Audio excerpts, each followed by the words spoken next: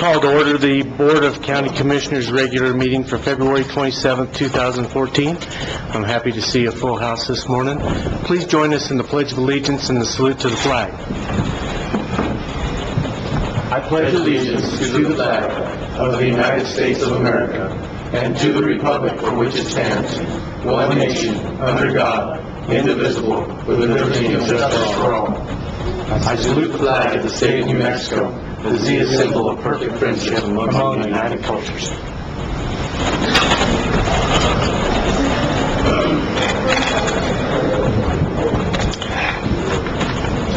First item on the agenda is to approve the regular meeting agenda. Is there any changes that need to come to the agenda? None that I know of, Mr. Chairman. Chairman, I'd like to make a motion that we approve the regular meeting, approve the regular meeting agenda. And I second. There's a motion and a second to approve the regular meeting agenda. Is there any discussion on that motion? Seeing none, all those in favor signify by saying aye. Aye. Aye. Motion passes. Public input.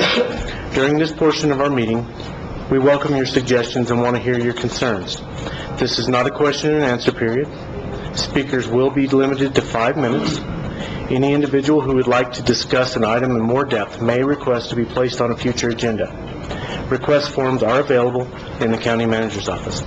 So at this time, the commission will stand for public input. Please come to the podium and state your name for the record, please, sir. My name is Robert Stoltz, and I'm the token Jewish white trailer trash in Hurley. Hold on, I think we need to turn on the mic. There's a white button right in front. Try that out. Can you hear me now? We can. Okay. Thank you. Try that again. Sorry about that. That's okay. My name is Robert Stoltz, and the joke is I'm the token Jewish white trailer trash in Hurley.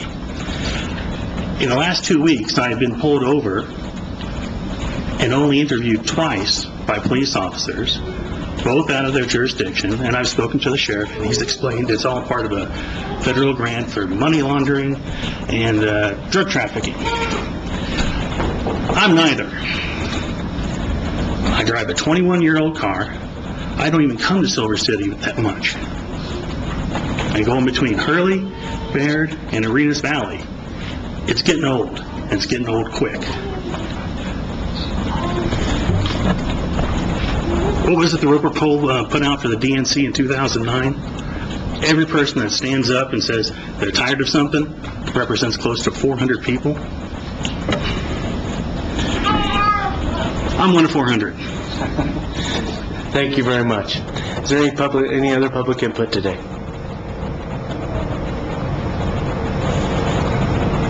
Hi there. Good morning. How are you? I'm well. How are you all? We're good. Okay. Good morning, Chairman Caston and members of the Commission. I'm Allison Civic, Executive Director of the Gila Conservation Coalition.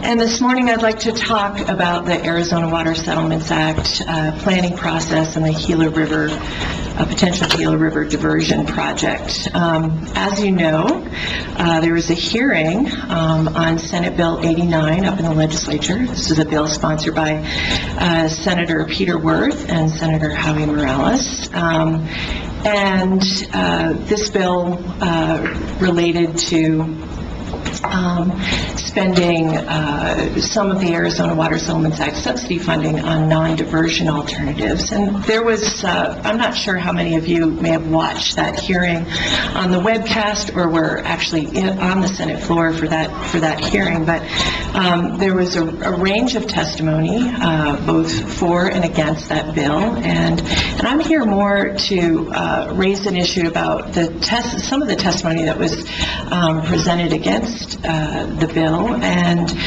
Grant County Planner Anthony Gutierrez stated in his testimony that he was, quote, tasked with finding a way to justify a project and find revenues. And he said that he'd had conversations with a number of water investment companies and had an analysis from an investment banker from Albuquerque.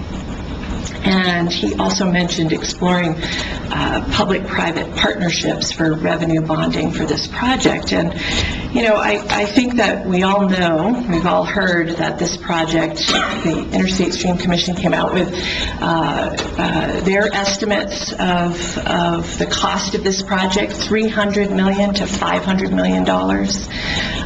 There was also testimony during the Senate Bill 89 hearing in front of the Senate Conservation Committee that this project has fatal flaws. Norm Gahn, the former Interstate Stream Commission director under Governor Gary Johnson, said that this project had significant technical problems, and the project, if it were feasible, could cost 2 to 3 times what the ISC's estimates were. So what that means is that the water user or the taxpayer, or both, are going to have to foot the bill for hundreds of millions of dollars for this project. And so, you know, I think the testimony that was provided by Mr. Gutierrez was to show that there might be other ways to fund a Gila River diversion project. However, privatization of our water resources is a really bad idea. Putting our water resources in the hands of corporations is a bad approach because companies want to maximize profits. Water privatization results in rate increases, undermines water quality, and opens the door to water exports. And so examples abound from across the globe as to how privatization of our water resources can actually result in water insecurity as opposed to water security. And I've got a fact sheet that I'd like to leave with you all today that sort of describes what all about privatization. So today, I'd like to submit an Inspection of Public Records Act request for documents related to some of these conversations with investment bankers, with public-private partnerships. As you all know, this is an important year this year for, under the Arizona Water Settlements Act, New Mexico must notify the Secretary of Interior by the end of the year whether or not it's going to move forward with a New Mexico unit or not. It's imperative that these discussions are occurring publicly and that the public is aware of what's being considered. It's very a great concern that we have this dialogue, and none of this has happened that I'm aware of, that I've seen from the Grant County Commission agenda or minutes on this topic. So I'd like to leave that for a request here, and also these fact sheets for the commission. And I thank you all for hearing my public comment this morning. Thank you, Allison. If you'll just leave that with Denisha, we'll get it.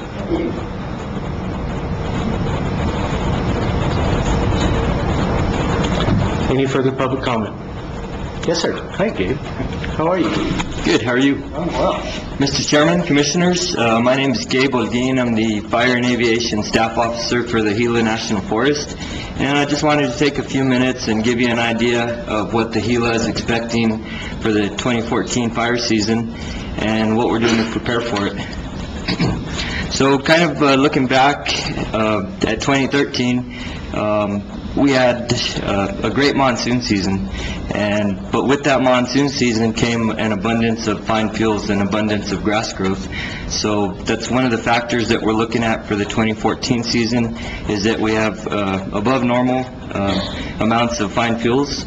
We have the other factor that we're looking at is that we've had an ongoing drought now for 10 plus years, and looking at some of the literature, the drought is significant. It's probably the 5th worst drought in recorded history since we've been recording weather. So it's a significant drought, and it really factors into our fire season here. So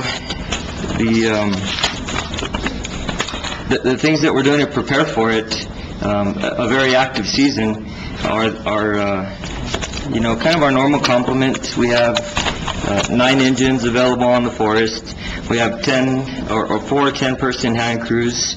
We have 2 hotshot crews, We're bringing on 2 helicopters this season.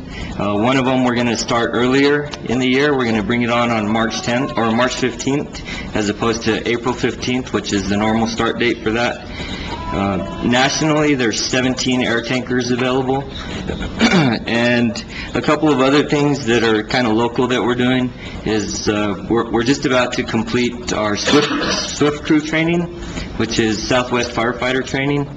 We've recruited about 80 people locally and train them up as firefighters, which will give us the capability of putting together an additional 4 crews locally here on the forest. And it's also a boost for the local economy because all these folks are local, and it's a great program. The other thing that we're doing is we just had our meeting for our Gila Las Cruces Zone Type 3 Incident Management Team, which is if a fire escapes initial or extended attack, normally the next level of management would be a Type 3 team, and so we just had our meeting for that yesterday, and this year, fortunately, I'm going to be the incident commander on that team, and so, which is a change from last year, but the team's comprised of members from the Gila National Forest, from Las Cruces BLM, and from New Mexico State Forestry. And so, it's a mix of people, lots of fire experience on the team, and it should be a very capable team for any fires that we have locally.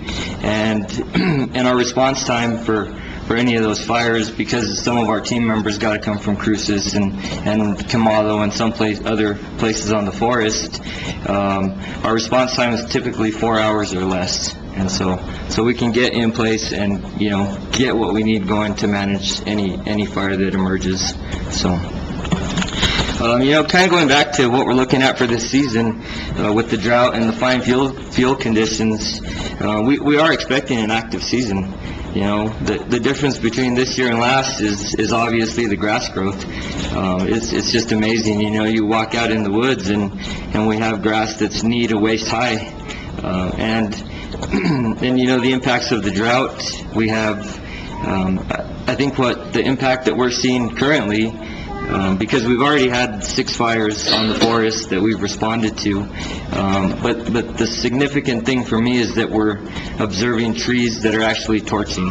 Normally this time of year, we're going to see surface fires that burn through the grass, that stay on the ground basically, but here in February, we had a fire up on Bear Mountain, on the east side of Bear Mountain, and we were observing the juniper trees torching, which is pretty significant for this time of year, and it tells me that our live fuel moistures are way down, and, it's not a great way to start out the year. So, there is a complicating factor with the weather. Some of the models that our predictive services group up in Albuquerque uses to kind of future out and forecast the weather, some of those models are saying that April and May actually turn into wet months this year. So there's a slight chance that things may turn around and we may get some reprieve from, the trend that we have right now. We can only hope, right? We can only hope, yeah. But we are planning for the worst-case scenario. We're going to move forward. We're going to bring our helicopter on early. We're going to bring our smoke jumpers down early. And we also have the capability of bringing in additional engines and hand crews from Idaho, Montana, and, the northern states that aren't in fire season right now. So that's kind of what we're doing to prepare for the season. The other thing I wanted to mention is that we are having a risk management session on March 10th, and we're bringing in a National Incident Management Organization, NEMO, we call them.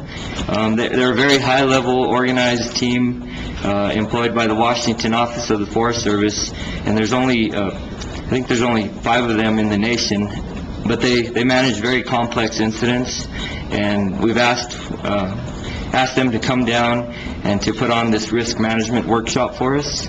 And so that will be on March 10th, and I'd like to extend an invitation to the commissioners and to county managers and officials to come to that meeting. We're going to start at 9 o'clock, and it'll be at the Business and Conference Center right there on 180. So it'll be a great workshop. We're going to talk about some basic principles of risk management, and then also we'll be breaking up into groups and looking at scenarios, high areas of concern on and off the forest, potentially problematic fires that may start. We'll look at scenarios and kind of work through those scenarios, and to get a common operating picture of how we'd respond as not only the Forest Service, but as the Forest Service, volunteer fire departments, counties, the state. So that's what we're looking at. I have a question, if I may. Has the Forest Service started talking about any kind of restrictions as of yet? We started considering restrictions. Our occurrence of human-caused fires is up, based on the average. We have seen an increase. All our 6 fires that we've had have been human-caused. And so that's one of the factors that we look at. Fortunately, all those fires were small, and we were able to respond very quickly and put them out very quickly. But we are considering restrictions. And I was talking to John yesterday. I was at an excellent meeting at Wind Canyon Tuesday night, where they were talking about what all needs to be done. In fact, I'll be making a presentation on that as far as a program that's coming up this next weekend, I think it is. And one of the things they talked about was possible support, maybe from governmental entities is difficult because of some legal issues, but I was wondering if in fact the Forest Service would be able to assist them where they did some clearing and stuff, say like in Wind Canyon. Would the Forest Service be able to assist them in picking up their debris, their cuttings and stuff, if in fact they're down on the road? It's something we could explore. I'd have to look into it further. I'll talk to Randy, and John will talk to Randy, and see if we can't maybe put something together. Okay. I know in Catron County, the Forest Service office up there has set up an area where people can take their debris, and then, once or twice in the wintertime, we'll go out and we'll burn, those branches and stuff that people have taken, when there's snow on the ground, of course. So, Is the Forest Service going to do any PR work as far as talking to the citizens about just what we're talking about? we are, right now, we're coordinating with New Mexico State Forestry, and we have a Grant County Preparedness Symposium. That's the one I was talking about. Yeah, that's coming up soon, and so we are part of that, and we're going to be... 7th and 8th, I think it is, or something like that. Yeah, that's correct. Of March? Correct, yes. And so, the whole intent behind that is to kind of put the responsibility back on the homeowners, because, we could do everything that we want to do out on the forest, on the edges of the private property, but really, when it comes down to it, if you want to protect your home, you need to take responsibility for yourself and, clear that brush and make sure that the wood piles aren't right next to the house. And That's what we were talking about at the meeting the other night, and it sounded like Wind Canyon's on top of it. Good. Thanks for what you do, David. Sure. Appreciate the report. I want to thank you guys for keeping us in the loop so much. I get emails, texts all the time from various people, Ellen and other people. We're sorry to see Andrea go, obviously, but thanks for keeping us in the loop. Thank you, Gabe. Is there any further public comment? Yes, Mike.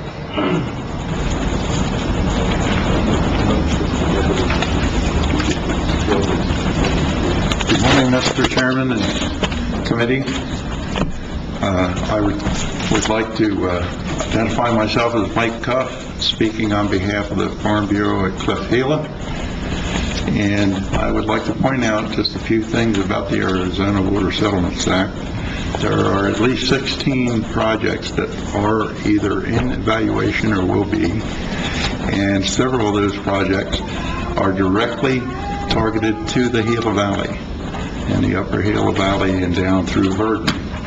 And several of those projects are well under $128 million, which is the budget. The big projects that we hear about, the $300 million project and the $100 million project, is to move water over the Continental Divide. That's a big project. We at the Farm Bureau believe that water should be developed in the valley for the ranchers and farmers. And we would like to point out that the largest diversion that could happen on that river is to allow that water to go back to Arizona. That's a true diversion. And I thank you for listening, and please give that some consideration. Thank you, Mike. Thank you very much. Judy? I saw you trying to sneak up there 3 or 4 times, and they kept edging you out. Good morning, how are you? We're well, yourself? We're doing well. I want to introduce to everyone here today our new Ag 4-H agent. His name is Sam Lowry. We're very happy to have him. I'm going to let him tell you all a little bit about himself, and we invite all of you to come in and meet him and see what we can do to help you. Thank you. Welcome, Sam. Thank you, and good morning. As Judy mentioned, my name's Sam Lowry. I'm originally from Mesilla, New Mexico. I'm a graduate of New Mexico State University.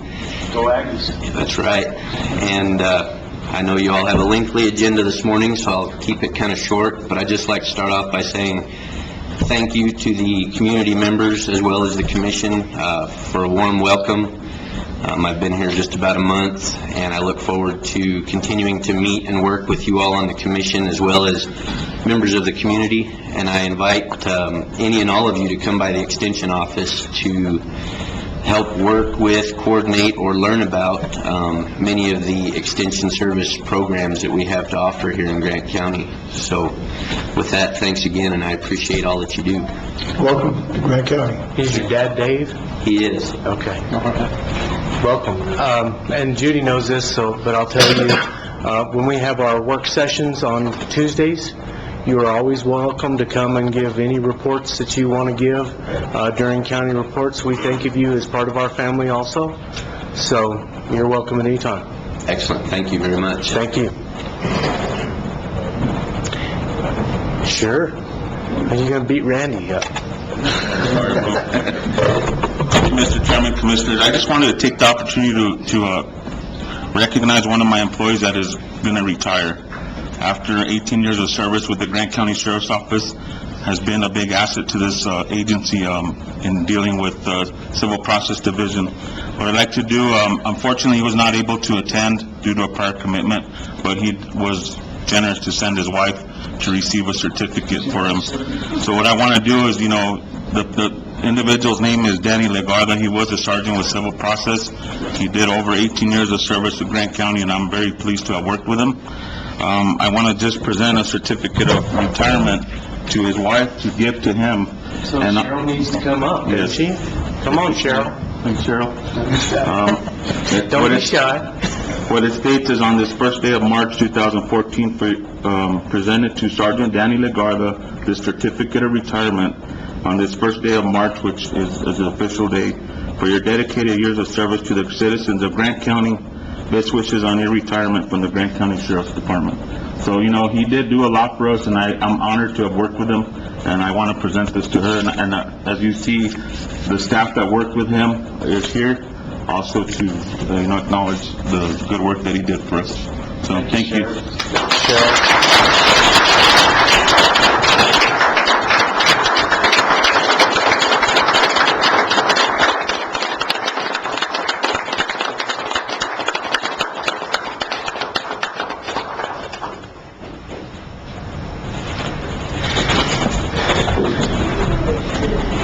He can finally get all those honeydews done now. That long list I know you have for him. As a past judge, I had the opportunity to work with Danny, and he's a real professional, and he will be missed in this community and his profession. Okay, Randy. Thank you, Mr. Chairman and members of the board. For those of you who don't know, I'm the Grant County Fire Management Officer, and I just wanted to, feed off of what Gabe was saying. We are aware of the conditions, and it's important that we get those updates so that the public understands that. Commissioner Hall will talk about the symposium. I was going to talk a little bit about it, but I would like to make sure that we invite the public to the symposium about preparedness. The other thing is we are working with the Soil and Water Conservation on a grant to update our county-wide protection plan. There's been some talk about the town doing theirs. I've been working with them, but what we're going to try to do is just create an entire plan for the entire community to look at those risk areas. How do we mitigate those risk areas and move forward so that we're all prepared, if something catastrophic does happen in our area. So that's all I wanted to say. I just wanted to come up and talk about that, but we are working on putting a plan together, working with the town, the city, the Forest Service, State Forestry, BLM, and so we all have a stake in this, and so we're all working together to find out where are high-risk areas. I know working with Commissioner Ramos, with his group on the water, and looking at those areas where we find that, obviously those risk areas within the watersheds. So just wanted to give you a quick update on that. Unless you have any questions, that's all I have. Questions for Randy? No, just thanks for participating in almost every group we asked you to. Yeah, Thank you, Randy.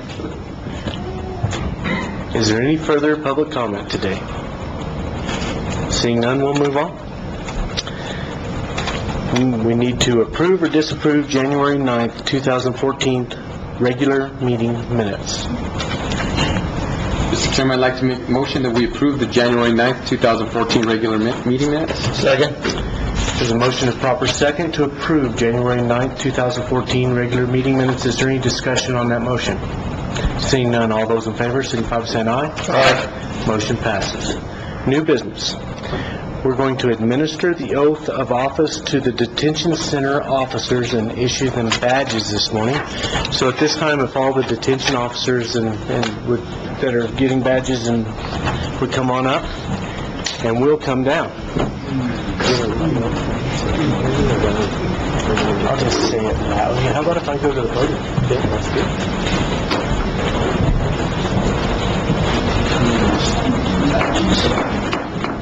I get a badge? I think it's in the motion. You go from here? Here you go. I was like brand new.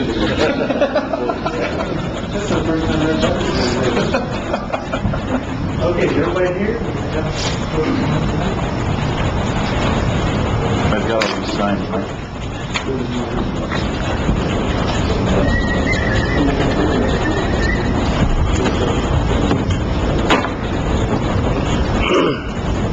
This ceremony is for the appointment of Grant County detention officers. This is to certify that I, Doug Chandler of the Grant County Commission, on the 27th day of February 2014, appoint the detention officers and in and for the County of Grant, State of New Mexico, hereby authorizing him or her to discharge all the duties of said appointment according to law. So, raise your right hand and repeat after me, please. I state your name.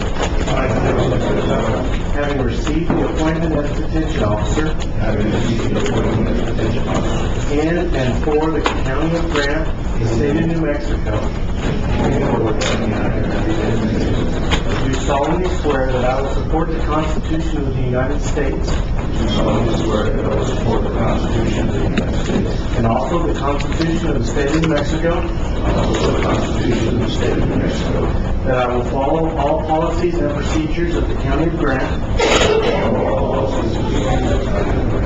and the Grant County Detention Center, and I will faithfully and impartially and to the best of my ability discharge all the duties of the said office and appointment.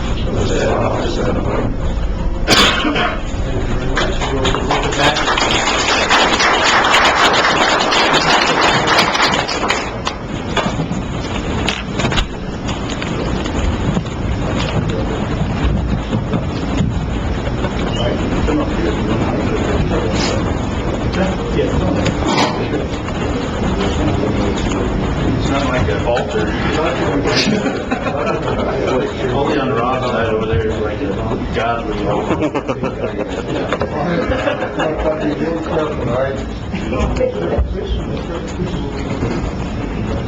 Dude, this is great. You kind of sharp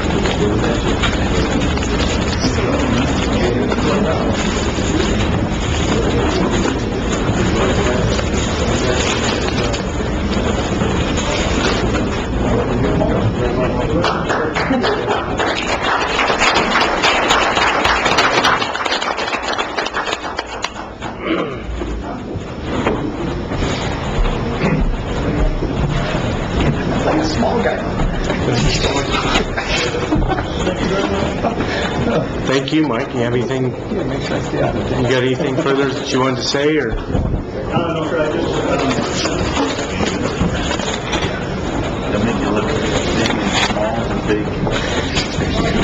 Chairman Caston and commission members, I just want to thank you for taking the time. This meant a lot to us. It's very important to all of us that we be a part of the county, and thank you very much for making us feel that way. I do want to say that the officers of the detention facility have been doing a wonderful job, and I really appreciate not only the job that they're doing, but also the support of their families. Thank you very much. Thank you, Mike. If they ever feel like they're not part of the county, just show them the budget. Thank you very much for all the service. Thank you very much. Next, we have the Honorable Senator Howie Morales, going to give us a little update on the legislative session. Welcome, Senator.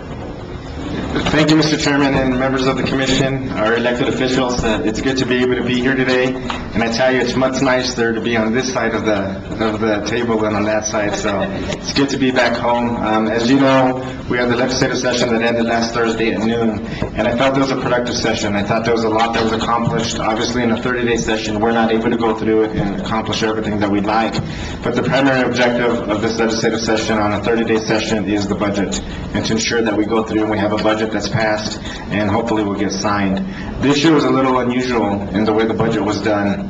Normally it starts in the House with House Bill 2, which is the overall budget bill that funds every single agency that goes through it and provides for our schools, our universities, and all of our existing contracts within our agents. So we do have that in place, but for this reason being different is in the House, they normally will pass that budget within the first 2 weeks. Through statute, they're required to make sure that budget gets through and comes over to the Senate side where it goes to our Senate Finance Committee. Because in the House, where they were at, there was a stall and it tied 34-34. And when that happened, that was unusual simply because we didn't get a budget bill that came over. It was really concerning because as a legislature, we absolutely would have failed had we not got a budget through. So with the work of our Senate Finance Committee within the last week of the session, less than a week of the session, the Finance Committee on the Senate side agreed to go through and to craft our own budget. This was done still in collaboration and communication with the leadership from the House side, but we were able to work, and I give a lot of credit to our senator from down the road, 50 miles down the road, Senator John Arthur Smith. He worked extremely hard to make sure that we were able to go through and have a budget in place that we can actually get over from the Senate into the House. Now, I can tell you the big hang-up and why it was tied in the House of Representatives was because of the education budget. And And that was where the big controversy was coming in. The governor and the public education department wanted a certain amount of money that was placed in for their initiatives. The legislature actually had a different budget in place. The House Bill 2 actually had different ideas of what they wanted to do. So therefore, that's what happened there. Because it was a 34 tie, what happened is we had one Democratic House representative that voted with the rest of the majority of the Republicans, so that's where the tie came in. Unfortunately, we did have two individuals who were out ill throughout the whole session. They weren't able to be there, and with that occurring, that's where we had that budget placed as a tie. I can tell you from my work in the past in dealing with school budgets and being able to go through and dealing with the state budget, it was extremely beneficial to be able to have that knowledge because I was in negotiations for about 7 straight hours, specifically dealing with that education piece. The big argument was that there was more money that was wanted to be placed below the line, which means that the money goes directly to the public education department, and they determine how to go through and spend some of those funds. My role and my advocacy, along with many others, was to get as much money above the line, which means it goes directly to the school districts, meaning it goes to those students and for the needs of that district, and they determine through local control what those needs are. And so I was very much a proponent for that.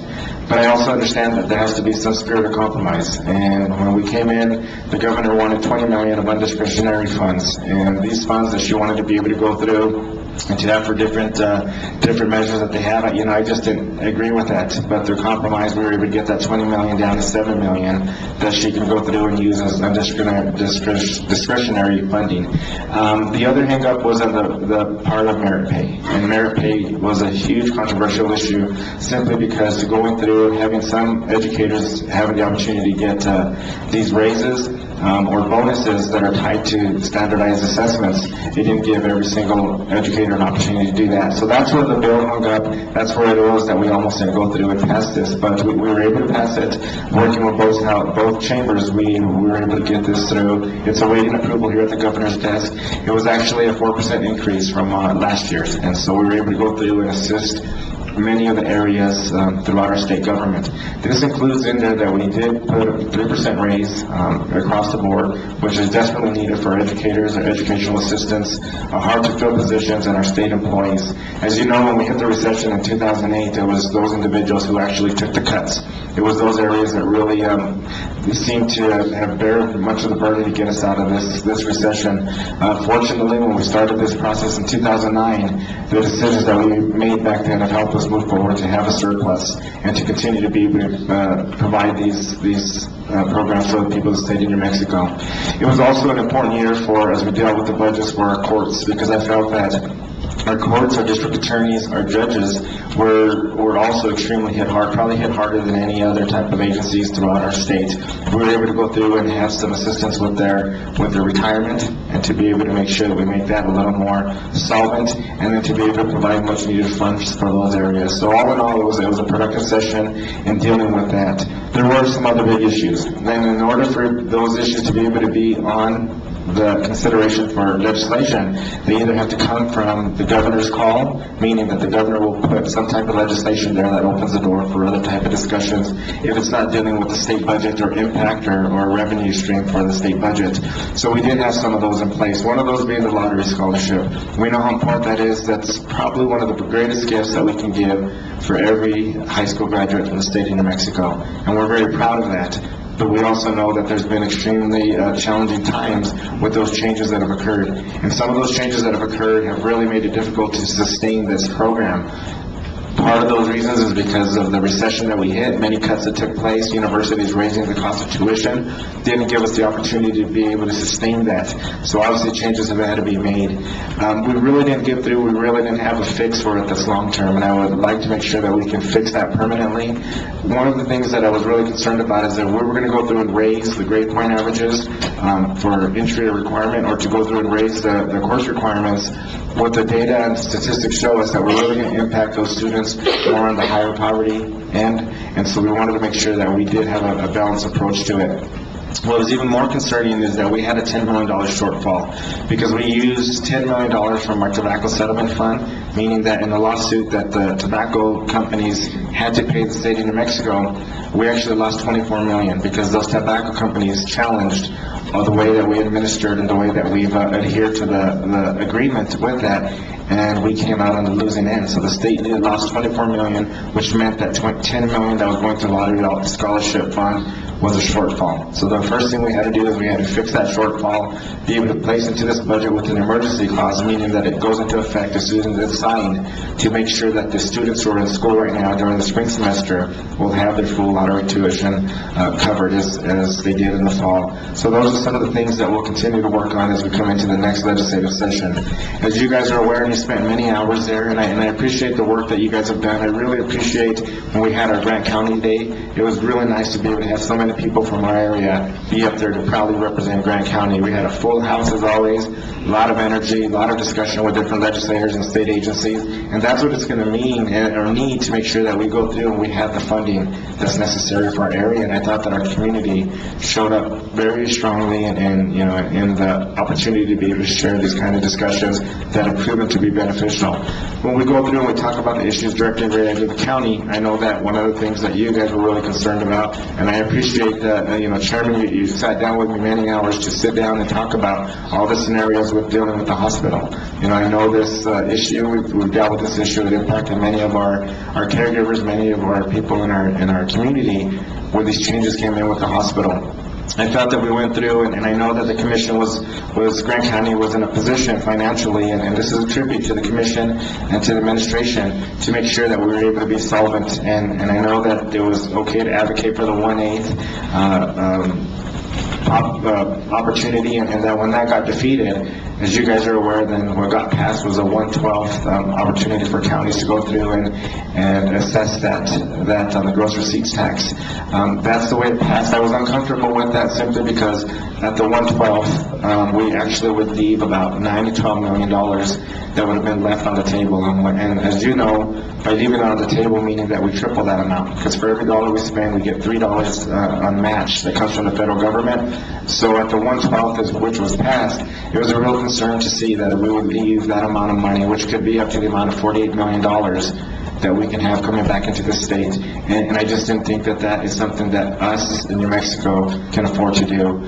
I did put an amendment in there, and that may be subject to veto. It probably will get vetoed out, which will be unfortunate, but that amendment would go through and direct Human Service Department specifically to find the money, that $9 to $12 million, to find that money within their own budget, to make sure that we don't have any money left on the table. I think that it's very doable. They have a $1 billion budget that they can work off of, and in my opinion, it's always been that Human Service Department is largely responsible for the situation that the hospitals and the counties are in. They need to take ownership, and this is a state agency, which we fund, but I also believe when you come in and you ask for 2% less on your budget, I think that's a disservice to the people of the state of New Mexico. And fortunately, we were able to get that amendment passed that really had no opposition, because as you guys saw, it was the strangest vote. You had people from all different areas voting different ways, regardless of party affiliation. It really showed that we're out there to support and to really assist the communities that we're there representing. And we'll keep our fingers crossed and hopeful that this money will be coming in, because that's too much money to leave on the table there. As far as other pieces of legislation, there was some constitutional amendments that actually were put in that were being promoted to come directly to the voters. I didn't get a chance to vote in any of those. Those never got through the committee process. One of those was to increase the amount of minimum wage, and I take that back. We did vote on that in the state senate, and that got passed to increase the minimum wage, and went to the House, and I believe it died, I think by 3 votes, so that one won't be on the ballot.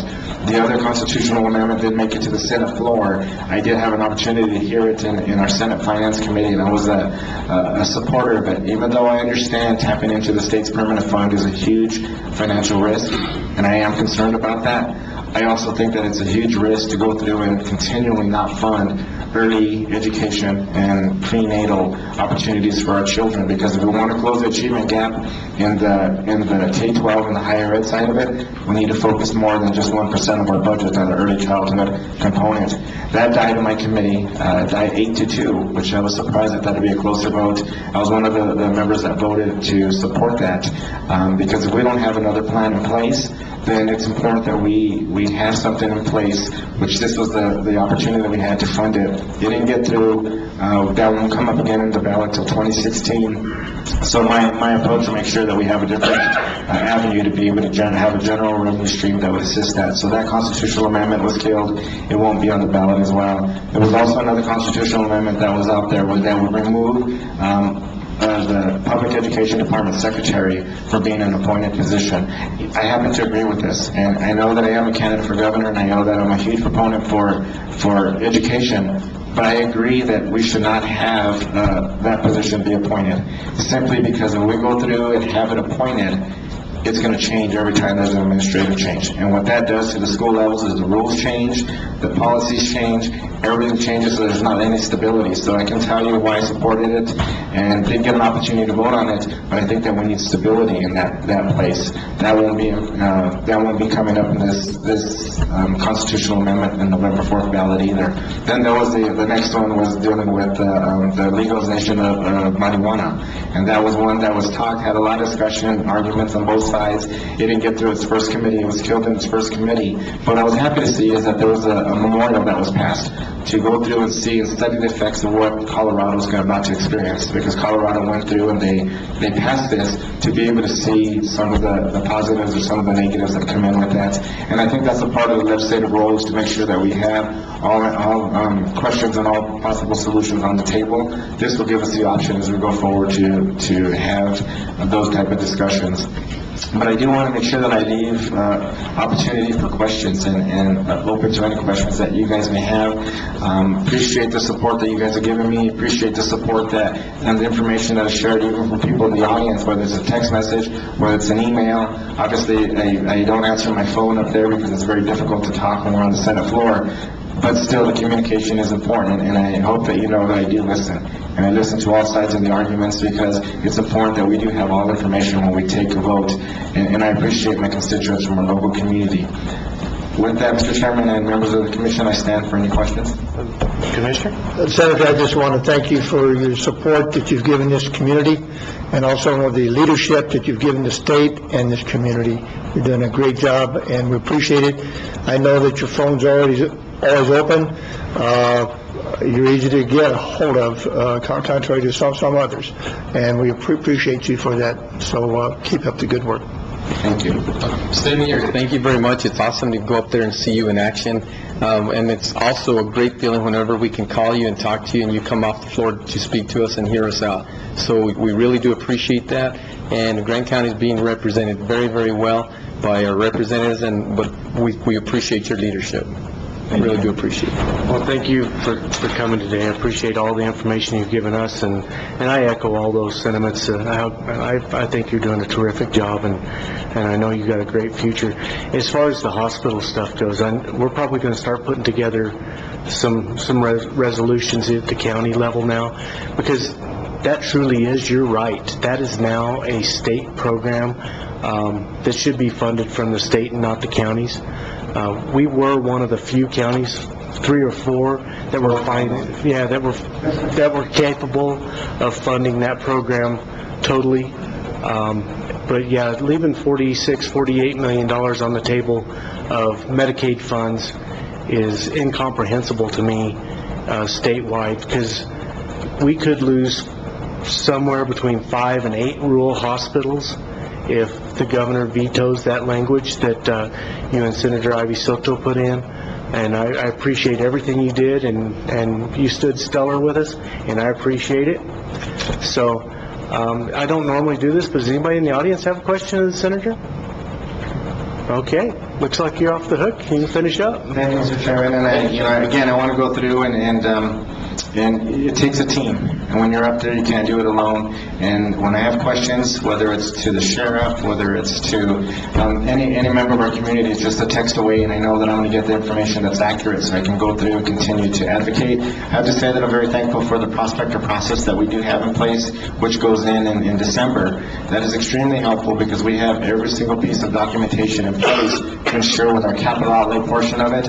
I had about 1.1 million this year to spend on capital outlay programs or projects throughout my counties, and it's really nice to know that we're going to make sure that we can justify every single one of those projects, and I appreciate them. I also appreciate the team that we have, having Representative Martinez, who goes and sits on House Appropriations, which is equivalent to the Senate Finance Committee on our side, is extremely, extremely beneficial because we can go through and share and start some of the funding on that side and secure it on our side, and at the same time, areas that he wasn't able to fund, I can pick up and fund from our end, and it really is a benefit to the people of our community. He's been on that committee for 2 years, and I've already seen the impact with that, so I do appreciate the work that he's done there, and I know that you guys do as well. Western New Mexico University came out as a big beneficiary of that because the money that they were shorted out a few years ago, we were able to correct some of that this year, and again, it takes a team, so I appreciate that. Thank you very much. Thanks, Chairman. Thank you.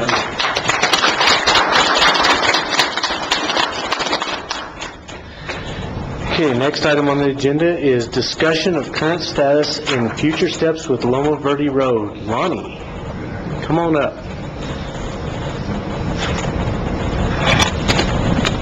Hello, everybody.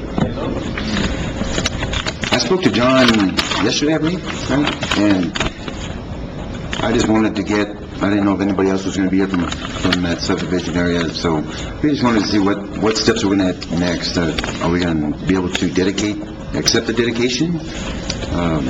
What's our next step now that we... Is Anthony still there? He is. Come on up here, Anthony. He's hiding.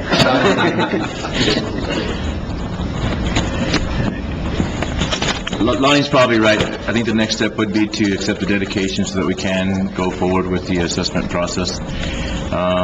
We'll get with Dory. She's the one, of course, that handles all of the assessment district portion of it, and I'm assuming that probably on our next commission meeting, next commission agenda, we should be able to have that dedication on the agenda. So Mr. Senball is aware of the good news that we got, that we're not having to go through the condemnation, right? Yes, I am. Okay. That sped it up probably 6 months. Yes. Very grateful for that. And so where are we at on getting that from that gentleman? We've received his signature back on the plat, already back. Yeah. And so we have all the signatures now, So we're just doing policy procedure stuff to get to the level where we can accept the dedication, and then we can go from there for the rest of it? Yes. Okay. yeah, we'll actually probably have several plats to sign since we were having to get us for so many people. We'll have several plats. The language for the dedication will be on the plats, and that way the commission can approve and then just sign the plats and it'll be done. Okay. Does that include the maintenance as well, or is that another step? No, that'll be an additional step. There's a step for a step for a step. Yeah. Thank you very much for all your dedication. And I just want to remind those people out there that we're still looking at several months before we can actually get to the construction portion of it. We're getting closer. We're getting closer. Yeah, you didn't have to say that. But no, we understand, they've been waiting a long time, so, We've been waiting 30 years, so hopefully just take a couple to get this done. We've just got to get it done. And I just want to say I appreciate all the work that John's put in, the attorneys put in. They wrote letters, called numerous times, just, who knew the guy was out of town for 6 months. He just when he got back. Yeah. So I appreciate all the help. Thank you. Thank you. Okay, Lodgers Tax Committee appointing one. The Lodgers Tax Committee is in the process of appointing one tourism member, and the interested parties are as follows. We're only appointing one? Yeah, there's one person opened up. One person resigned from the Lodgers Tax Committee, so we have one opening, is why we have that opening. It's not a regularly scheduled, We had 2 people? turn off, and 2 people applied. I thought we had 2 openings also. I think we only have one opening, just one. Okay. Mr. Chairman? Mr. Chairman? Go ahead. I'd like to make a motion that we appoint Scott C. Terry to that committee. And I second. There's a motion and a second to appoint Scott Terry to the Lodgers Tax Committee. Is there any discussion on the motion? Seeing none, all those in favor signify by saying aye. Aye. Motion passes. We will let him know. Thank you. Approve or disapprove volunteer firefighters' annual reporting to the New Mexico Public Employee Retirement Association?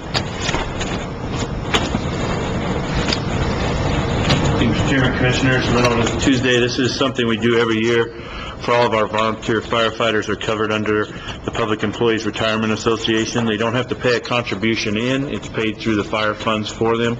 But this is to record that they are a volunteer firefighter for that year, so they get credit when it comes time for their retirement.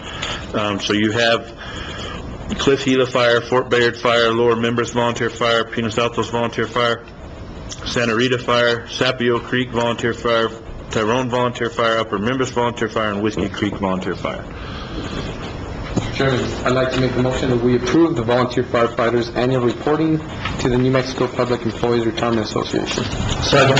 There's a motion and a second to approve the volunteer firefighter annual reporting to the New Mexico Public Employees Retirement Association. Is there any discussion on that motion? Seeing none, all those in favor signify by saying aye. Aye. Motion passes.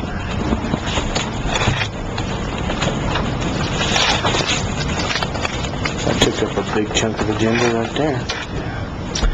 Okay, approve or disapprove an inventory from the Grant County Assessor's Office to be transferred. It's a Chevy Blazer to the Public Works Department. Mr. Chairman, I'd like to make the motion that we approve the inventory from the Grant County Assessor's Office to be transferred, a 2004 Chevy Blazer, license plate G58046, to Public Works. There's a motion and a proper second to approve the transfer of the Chevy Blazer. Is there any discussion on that motion? Seeing none, all those in favor signify by saying aye. Aye. Motion passes. Approve or disapprove a proclamation declaring March 14th, 2014 as Salt of the Earth Day. I'm going to go ahead and read this proclamation today because that's in my district. Maldonado's here. And I will let him come up as soon as I'm done. Yeah, As soon as I'm done reading. proclamation. I saw him hiding back there. State of New Mexico, Grant County Proclamation. Whereas working families throughout Grant County and across the United States have been committed to economic progression by supporting fairness in the workplace and establishing guiding principles that have helped men and women meet the demands of both work and home. And whereas on October 17th, 1950, the Empire Zinc mine workers, followed by their wives, went on strike for 15 months, demanding fairness and an end to discrimination in the workplace. And on January 25th, 1952, the strike ended when the Empire Zinc mine agreed to extend workers worthier wages and benefits to the mine workers. And whereas this year marks the 60th anniversary of the award-winning motion picture Salt of the Earth, commemorating the victorious struggle of the mine workers and one of the most repressive periods in New Mexico's political history. And whereas during this 52nd legislature session, a memorial is being presented to the New Mexico State Senate and House of Representatives to celebrate and recognize this historical moment of the New Mexico history.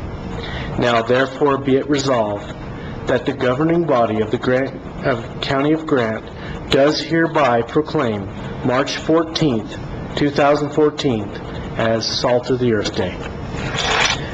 Manny, would you like to say a few words before we take a motion? I don't normally see you dressed up. Clean up pretty good. And I got off graveyard shift this morning, a few hours of sleep. But as it mentions about the House and the Senate, the proclamation was passed unanimously in both the House and the Senate. recognizing March 14th as Salt of the Earth Day. March 15th, we do have an event that we will be doing. We'll do a tour of the Old Empire Zinc, the town of Hurley. We have Juan Chacon's granddaughter coming down to play some music from California. Just an all-day event, starts at 10 o'clock in the morning. We'll meet at Loco 890, where we'll have coffee, donuts, just kind of visit, and about 10:45 we'll load on Correcamino buses and start the tour. So we're invited on that? Yes, All right. everybody is invited. Okay. Mr. Chair, I'd like to make a motion that we approve the proclamation declaring March 14, 2014 as Salt of the Earth Day. And I second. There's a motion and proper second proclaiming March 14th, 2014 as Salt of the Earth Day. Is there any discussion on that motion? I just want to thank you for all your hard work. You're really dedicated to the county, not only through this venture, but through being the president of the union and your coaching and everything else you do throughout the community. But especially on this, thank you very much for putting this together. I know we all have ties to the Salt of the Earth, and it means a lot to not only us, but all of the county. So thank you very much for taking on the venture. Job well done. Further discussion? I too want to thank you, Manny. I started getting emails from you 9-10 months ago on this, so we got it together, and I told you we'd get it done. So at this time, all those in favor signify by saying aye. Aye. Motion passes. Are you available to take a picture with us when we give you this proclamation? Yeah. All right. John?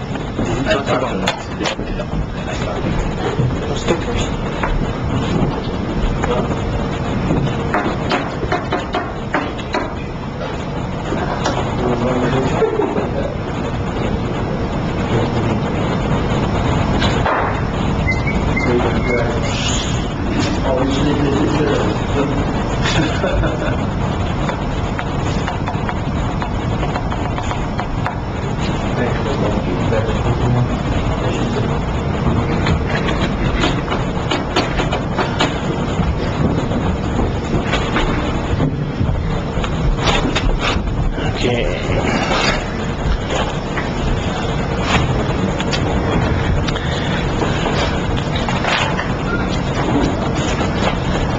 Okay. Approve or disapprove a proclamation declaring 2014 the Year of the Volunteer. One of you guys want to volunteer to read this, or we want Denisha to do it? I think Denisha does a very good job. Part of the job description. Yeah. Okay. Grant County's Year of the Volunteer Proclamation. Whereas the year 2014 marks the 10th anniversary of the Volunteer Center of Grant County, and the volunteerism plays a virtual role in strengthening society and creates a sense of cohesion and unity that reinforces the foundations of community across our vast county. Whereas volunteerism is an investment in the future of Grant County and is vital to our future and is increasingly recognized as a community's greatest resource. And whereas Grant County enables and encourages residents of all ages to serve the community and assist organizations, agencies, and other groups to work effectively with volunteers. Whereas volunteers can connect with the local humanitarian, environmental, and community service opportunities through dozens of community service organizations and compassionate outreaches. And whereas volunteers working in our community generously utilizes their own time, energy, and talents to make a difference in the lives of individuals and groups of children, adults, and elderly in the community for the betterment of our community. And whereas volunteers often bring years of professional experience to their volunteer positions, offering a wide range of skills and abilities in service to meet those demands. And whereas volunteers provide the passion and power to fight the pervasive feeling of social disconnection experienced by millions of Americans and within our own community. And whereas The economic crisis has placed greater demands on nonprofit organizations nationwide, and the need for volunteers has increased to meet those demands. And whereas the effect of volunteerism is a blessing not only unto the community and the people served by the volunteer, but a blessing unto the volunteers themselves through personal growth, improvement, health, positive influence, and friendships through the selfless act of service. Now therefore it be resolved that the Grant County Board of Commissioners do hereby proclaim 2014 the Year of the Volunteer in honor of the Volunteer Center's 10th anniversary and acknowledgement the outstanding contribution, tremendous efforts, and steadfast commitments made by hundreds of volunteers throughout Grant County who are the heart and soul of our caring community. Acknowledge, approved, and passed. Thank you, Denise. Do we have a representative from the Volunteer Center today? Okay, we don't. All right, then I would ask for a motion. Mr. Chairman, I'd like to make the motion that we approve the proclamation declaring 2014 the Year of the Volunteer. Second. It's a motion and proper second to approve the proclamation declaring 2014 the Year of the Volunteer. Is there any discussion on that motion? Seeing none, all those in favor signify by saying aye. Aye. Motion passes. Okay, the next, we're going to have a presentation from Members Film LLC regarding new business in Grant County to attract the film industry to Grant County. And I've taken the liberty to ask Councilman Moronis, future mayor-elect, I assume, since he's unopposed, to join us today also. So come on up here, Mike, so you can hear the presentation and participate in any questions, please. I'll scoot over. Mike, I hope you vote for yourself on election day and you'll be just fine. All right. No, you can sit there, I don't care.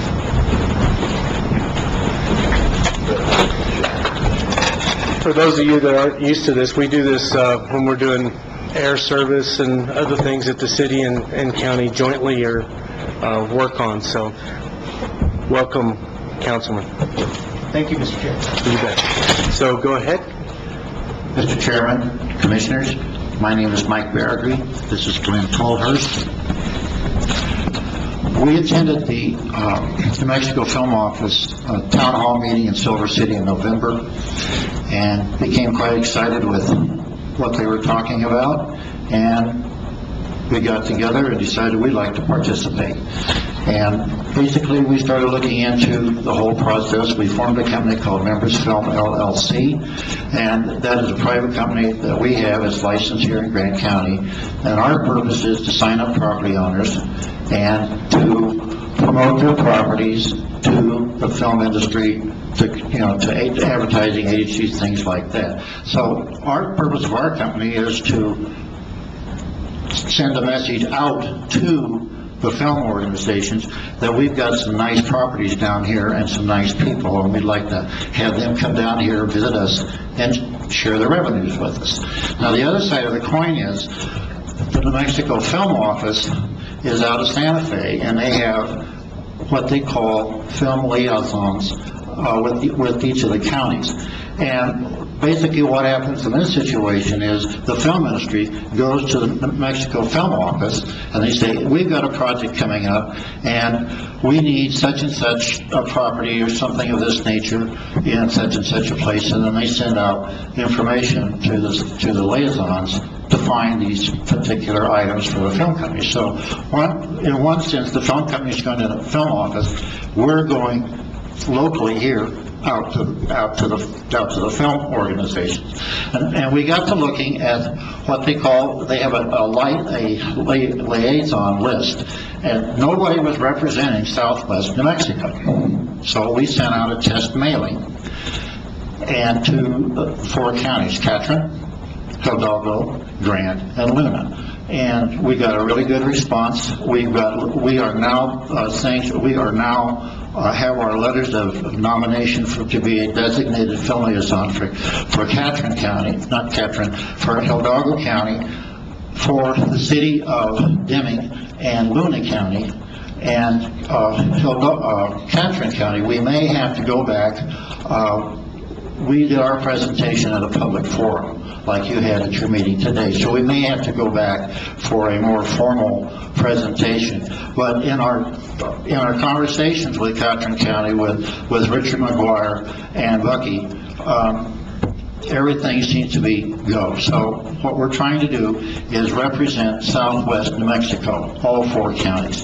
And what we're requesting from Grant County today, and from the city of Silver City, we'd like to request a letter of nomination to make us the designated film liaison for Grant County and the city of Silver City.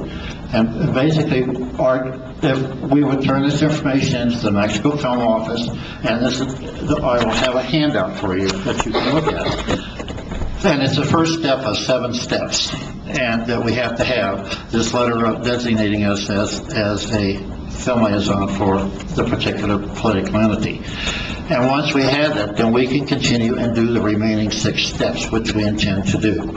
And so that's the purpose of our being here today, was to request a letter nominating us to be the film liaison. And what we will be doing is working with local government, economic development folks. This afternoon we're meeting in Santa Clara with a regional economic development group, and we've met with the one in Luna County earlier this month.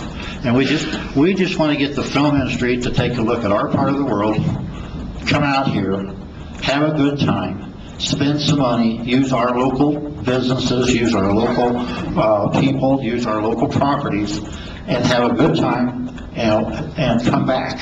And I want to come back time and time again, and that's why we're here. Okay, thank you, Mike. Now, questions? Sure. Besides your tie, it's a good-looking tie, that would probably attract something. But Mickey Mouse, well, that's pretty good. Do you have any background as far as film industry is concerned? Do you have a business plan?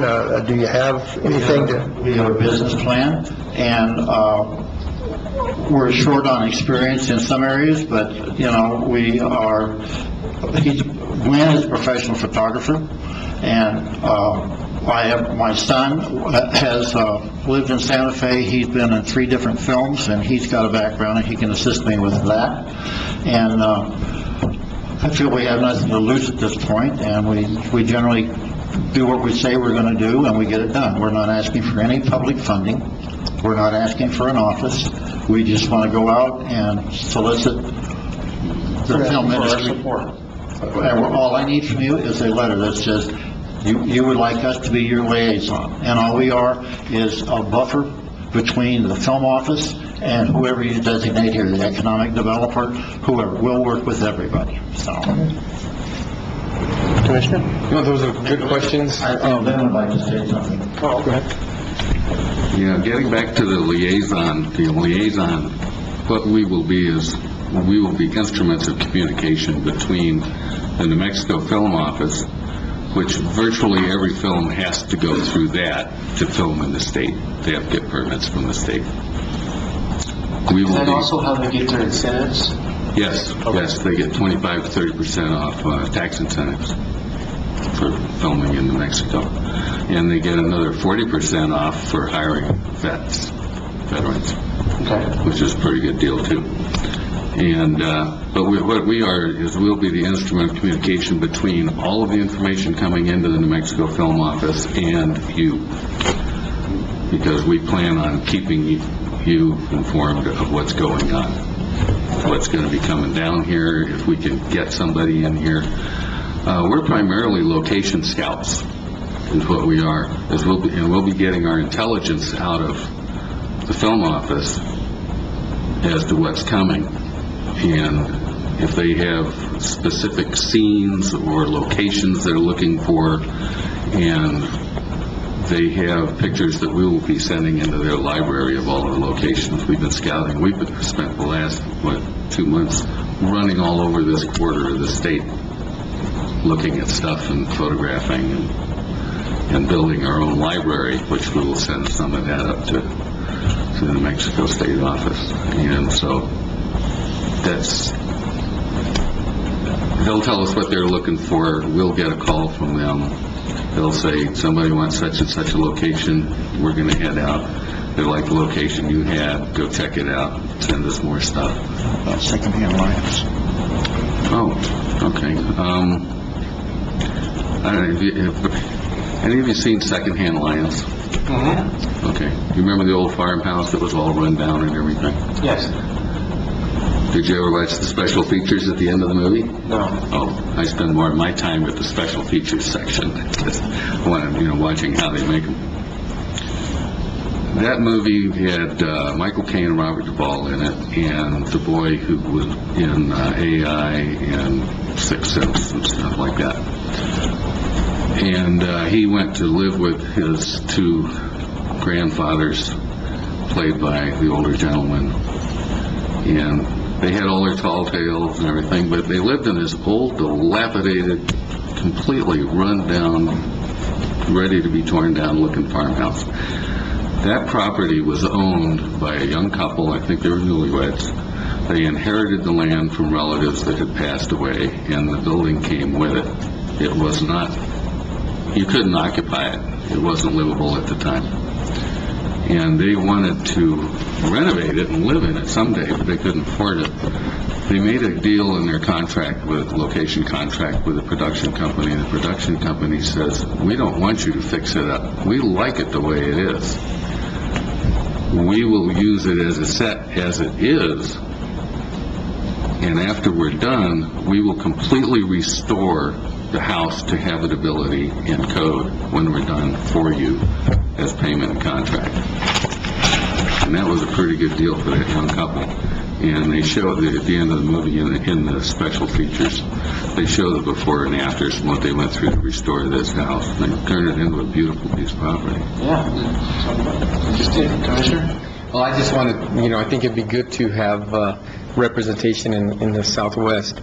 But is there any legalities? I mean, declaring them as our liaison, would we have to put this out to see if there's anybody else interested to be our liaison? I just want to make sure that we cover all bases. Not that I'm against this, I think because we I'm just have not. to look into it more and find out more about it. Because I'm not totally understanding how this is working, but again, I think right now nothing's happening, so we should look into it.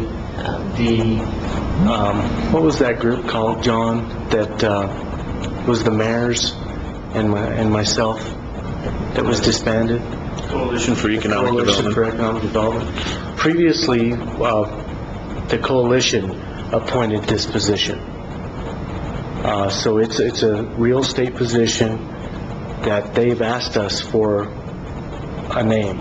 And that's why I wanted Mike to be here today, though, because I think it would be really cumbersome and ridiculous for the city to appoint one person and us to appoint another one, and we would never get anything done that way.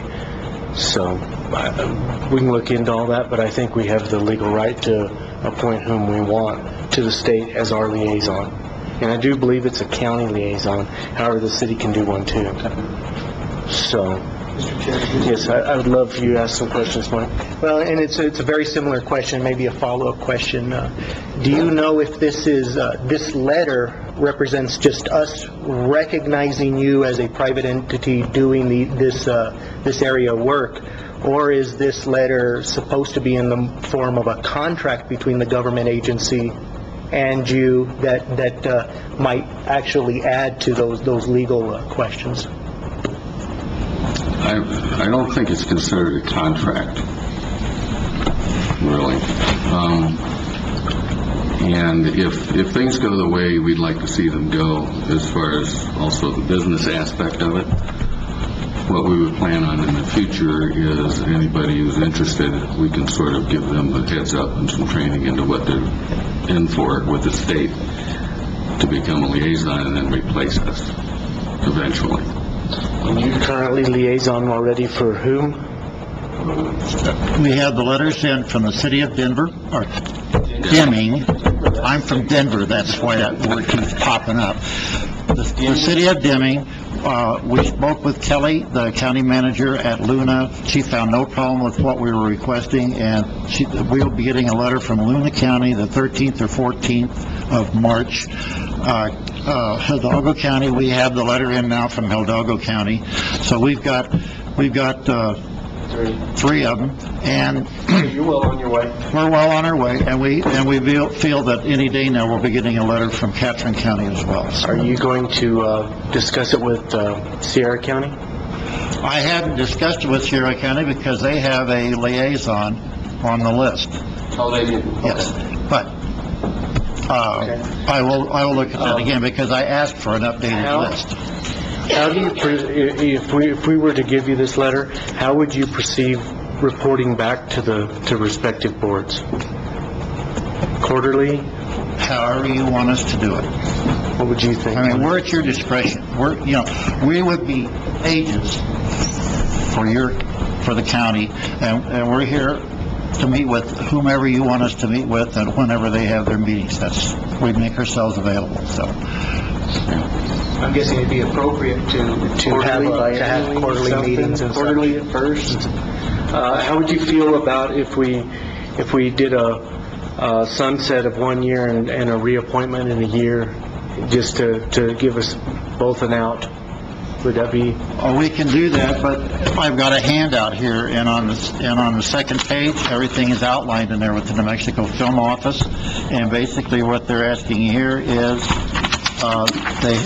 they do it for we will be finishing off fiscal year 14, and they want to have 15 and 16. But, at any time, if you're dissatisfied with what we're doing, we can rescind it. We can rescind it. One more question, if you don't mind. In your stuff there, do you have a copy of the form letter that the others, or can we get a copy of the letters that the others have sent? That's the one in here, and I didn't put together a form letter. We were letting each. That's fine. If we can just have copies of theirs so we can see them. Sure. Everything. Commissioner? No disrespect to you, gentlemen, I don't know you. It appears that you haven't had an opportunity to sit down with staff and for them to review things, and for the commission to have an opportunity to read anything, and for me to just give an open recommendation to represent this county. I wouldn't be able to do it today. We can't do it today. Yeah. It's not even on the agenda. Well, letters of recommendation. Yeah, I totally agree. I think we need to have staff look at it and see what the legalities are and Business plan? take it from there. You have a question? We just got some information packets here. We're just introducing ourselves today. Okay. I have a question from the audience, so if you guys can step aside a second, and she can come up and introduce herself and ask her question. Good morning. My name is Lee Reich. My question is to the organization that's petitioning to you. Do you plan to network, and maybe you've outlined it in your business plan, that our creative arts department at Western New Mexico University, if that project requires that talent? I know also that our New Mexico State University has a curriculum for teaching the technical skills to how to operate a camera, etc. Is that where your business will maybe evolve to? Thank you. Thank you. One of you guys want to take that? I think I know what you're asking, and what we're going to do is we're going to try and utilize... Can you speak to the mic? I'm sorry. What we're going to try to do is utilize every resource that is available to us.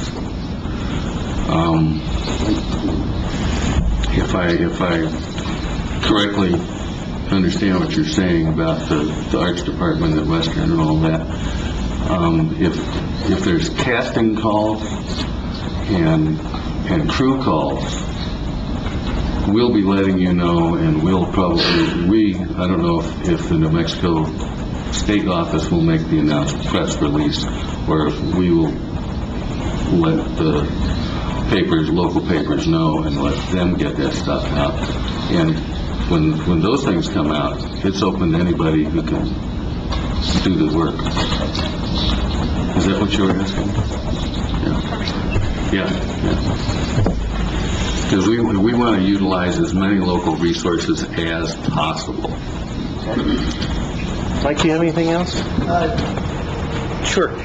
If we found out after everybody did their work, staff did their work at the city and the county level, and we found that you actually elevated to one of the highest forms of compliance, would you have your records set up to where they would be available for public inspection and be able to comply with any of those document requests? Absolutely. I think that's all I've got. Commissioner? One more note, in case there's any confusion, is the position of liaison with New Mexico Field Office is strictly volunteer. We have our own business on the side as location agents.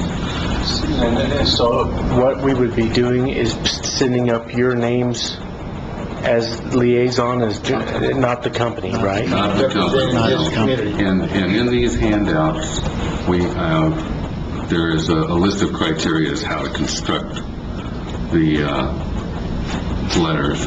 And the mention of Members Film LLC shouldn't be in the letter at all.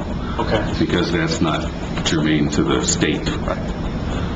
And then there's a statement in there saying, we endorse and designate so-and-so and so-and-so. And each governmental entity is allowed to have 2 representatives. One is designated as a film liaison, the other, which will be Mike, and myself as a assistant film liaison.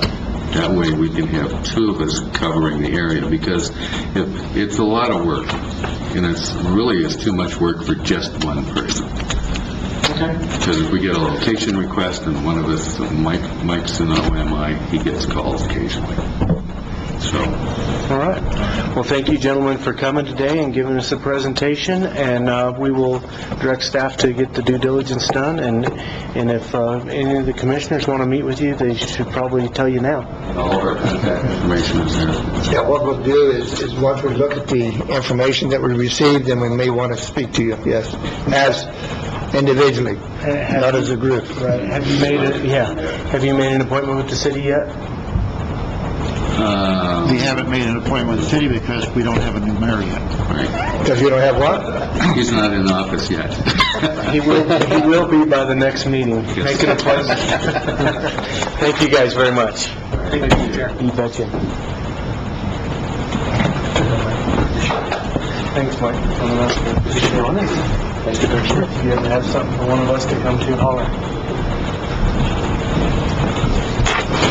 Okay.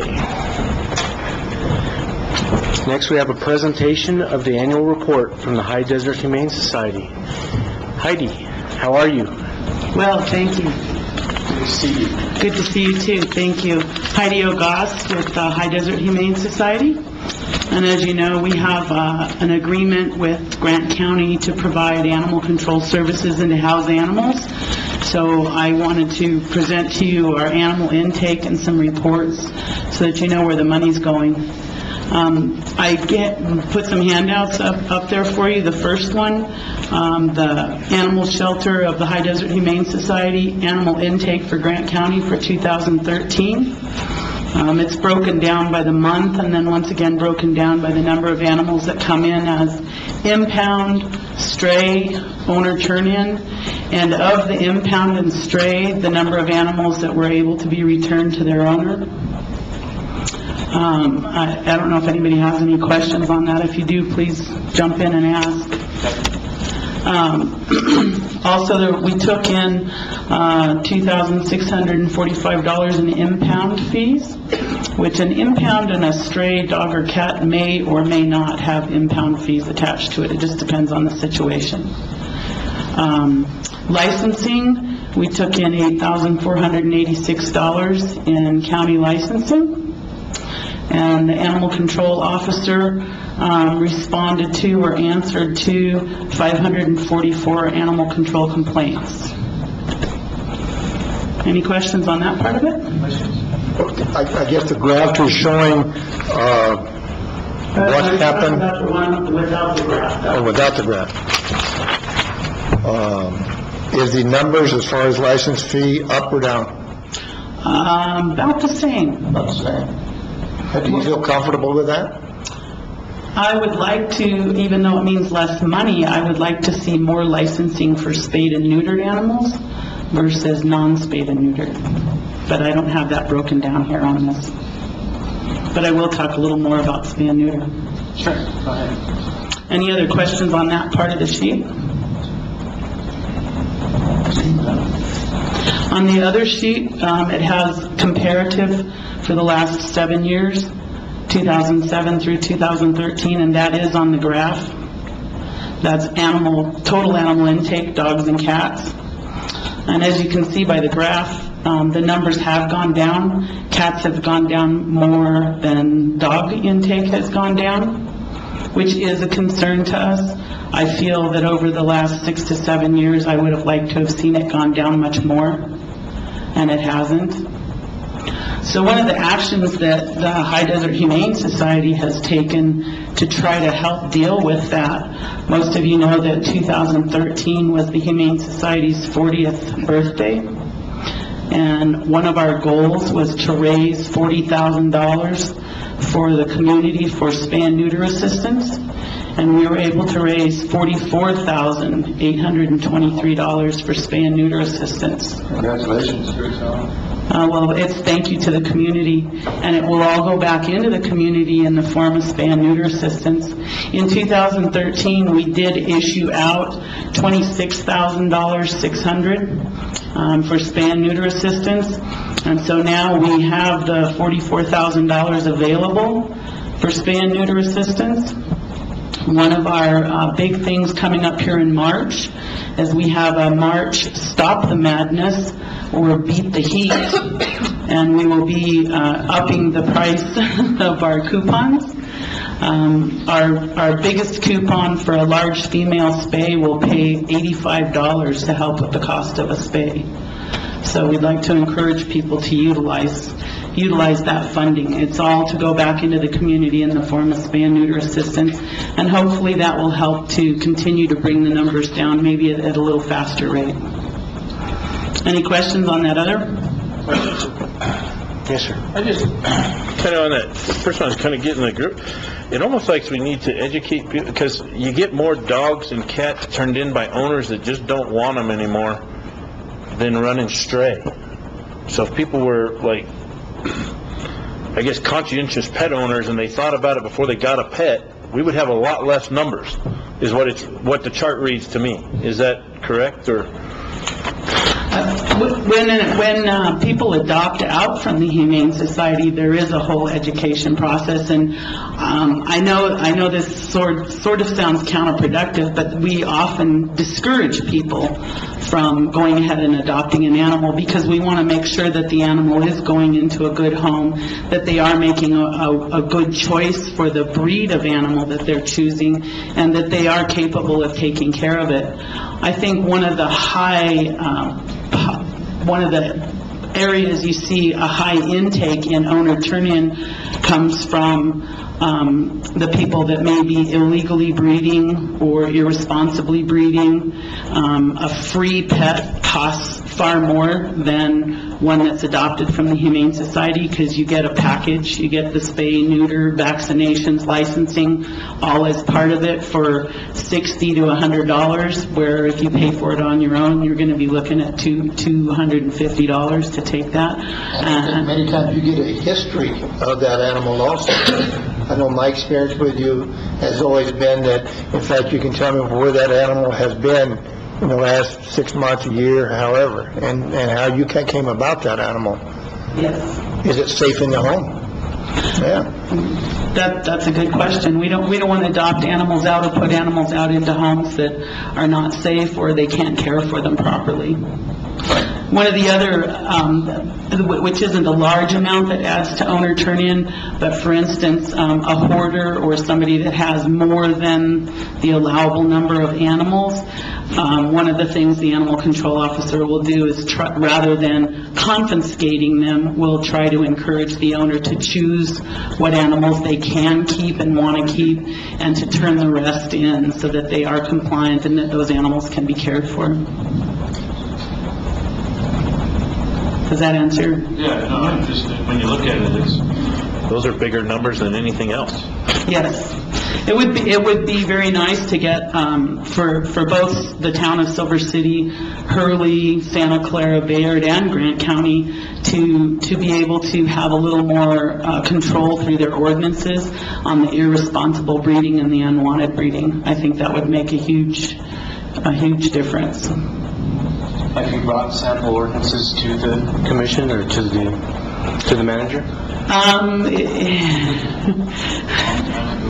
Yeah. Yeah, there's a long time ago we started looking at this, and I know that Commissioner Hall's past life as a judge, he had mentioned that some of the ordinances probably needed to be reviewed. Yeah, very lacking. Yes, very lacking. Just, from penalties to definition of terms, to the statutes themselves. There was many times, there's no doubt the defendant was guilty, but the statute didn't cover it, or didn't have a penalty. That's so correct. nothing a judge can do about it, and so it's something we need to work on. One of the things we've learned from past experience is when we come in with a whole new ordinance proposal, it can be very overwhelming. So one of the things we've been looking at is taking either one section or one page or one part of it at a time and seeing what needs to be changed in that and trying to go through that and get it changed. And we have currently a couple of issues on there. The licensing, the way the licensing is done is ridiculous. It's almost a page and a half of how the licensing's done, and it's completely unnecessary. It could be very simplified, and then there could be additional fines put onto that for people that don't license, and more pressure put on for the spay and neuter. So we are looking at that. Another board member, Victoria York, and I are hoping to get with Commissioner Hall here and take a look at that and see where we can make some changes in that. That'd probably be a good idea. I would love that. Yeah, I really would. You always have to take that on. Oh, without a doubt. I think you got a champion now. So, do you believe that our ordinance is so lacking that it needs to be thrown out and a new one put in, or do you think we can just amend and add to make it sufficient? I would really like to see the whole ordinance thrown out. We have rewritten an ordinance, and I'll be glad to bring that one to the table rather than the minor changes. I really think that it's very outdated and in many areas insufficient. Okay.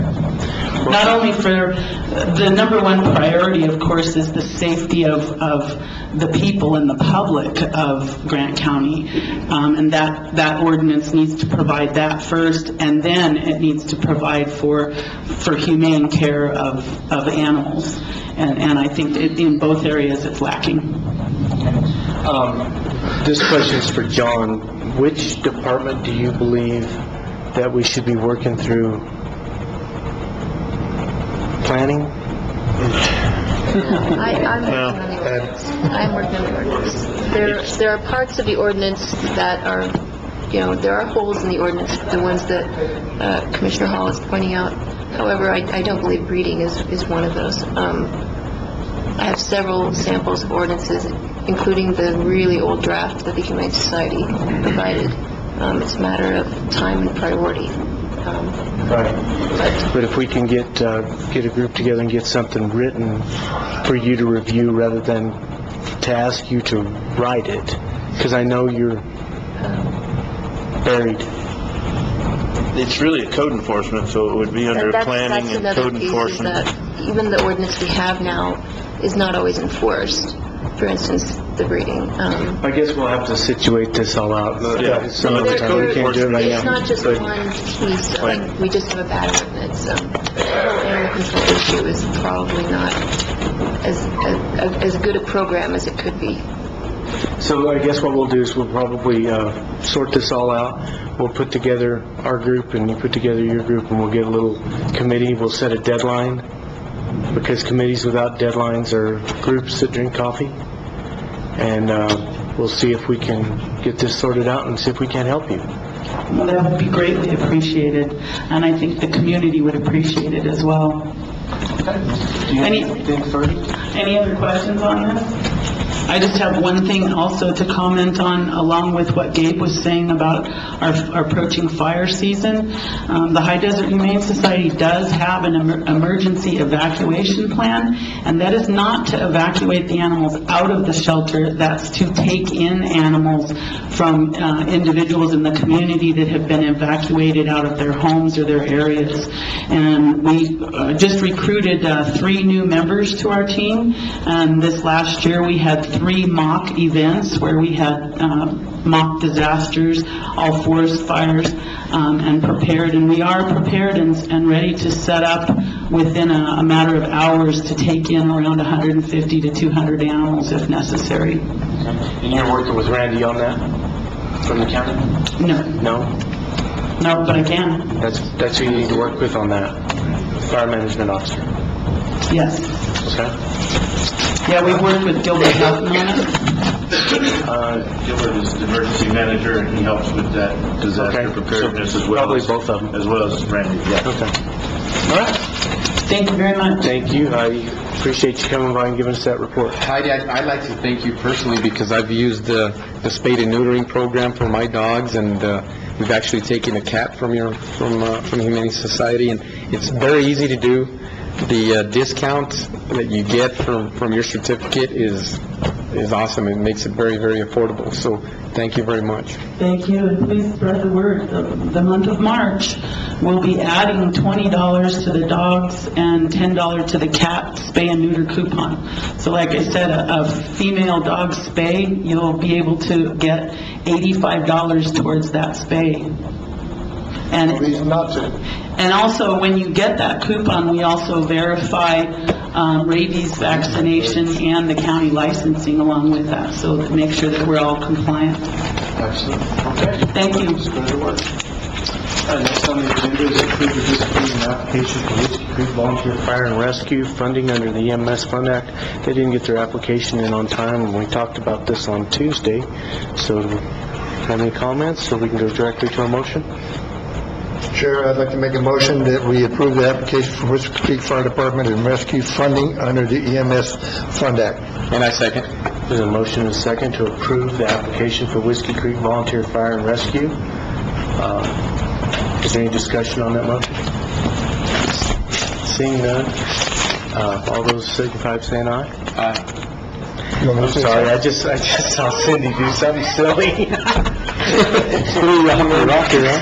I just happened to look up. Then I pointed it out to the world. Okay. Item M, approve or disapprove the Grant County Distribution Funding Application for the local DWI Grant Program Division. Cindy, do you want to get up and talk about all of your little things, or do you want to just let us vote, or how would you like to do that? I can get up. I know, John told you all about it last time. We are so grateful that we're funded, and I have a little report for you next time. I mean, we have 160 people right now that we're supervising our probation services. Yeah. We have quite a few. About 29 of them, 140 of them we see on a regular basis. About 29 of them right now are under warrant status, or they're in a facility under treatment. But, we have a lot of people, and that's what all my phone calls here. We're installing some GPS and scrams. We got 2 orders for vehicle immobilizations, and we're quite busy. So, about 140 is about normal throughout the state to supervise under one person. And most of these honestly are DWI offenders. We don't have very many of the other offenders. We've opened our office up to a few other ones. We only have DVs that we've also take, but we only have a few of those. Most of them are DWI offenders that we're seeing. And honestly, about 85% of them now require treatment.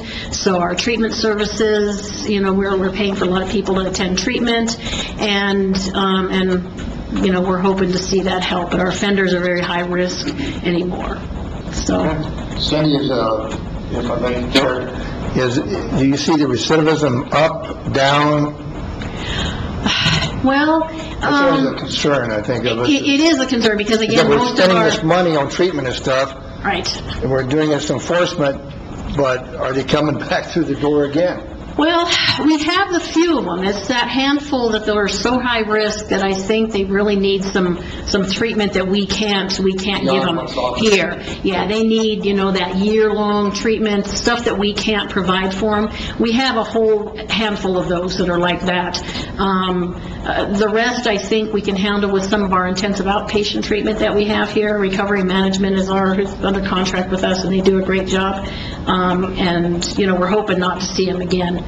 But again, we have those ones that just need a lot more treatment than we can give What them. about our crashes and injuries and deaths? Those have been down for us, particularly on the report that I sent on Friday and Saturday nights, where we run Corey Cantinas.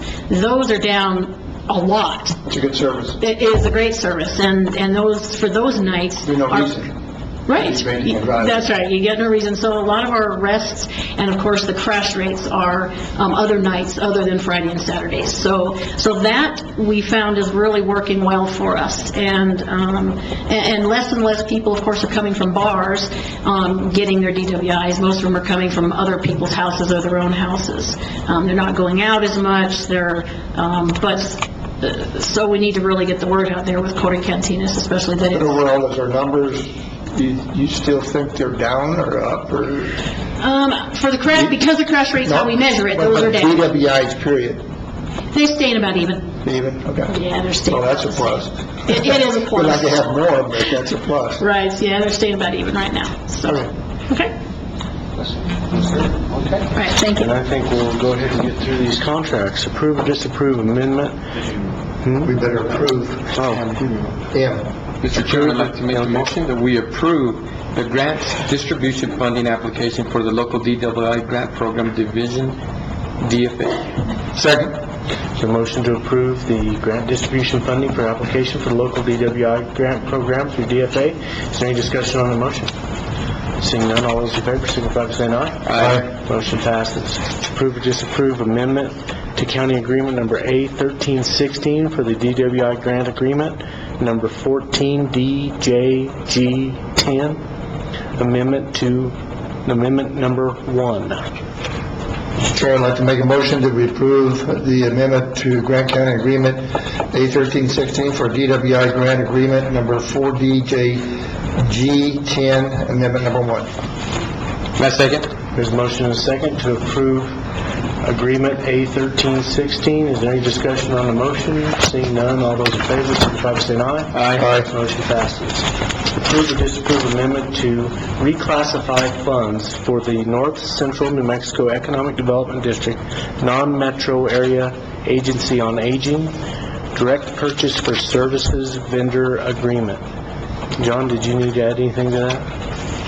No, Mr. Chairman, just wanted to point out that this is just the new obligation of $10,000 for the federal, and taking it off of the state side and putting it to the federal side is all that reclassification is doing. Mr. Chairman, I'd like to make a motion that we approve amendments to reclassify funds for the North Central New Mexico Economic Development District Non-Metro Area Agency on Aging Direct Purchase of Services Vendor Agreement. Second. The motion is second to approve the amendment to reclassify the funds for the North Central New Mexico Economic Development District Non-Metro Area for Aging. Is there any discussion on that motion? Seeing none, all those in favor signify by saying aye. Aye. Motion passes. Approve or disapprove modification of grant agreement for the USDA Forest Service.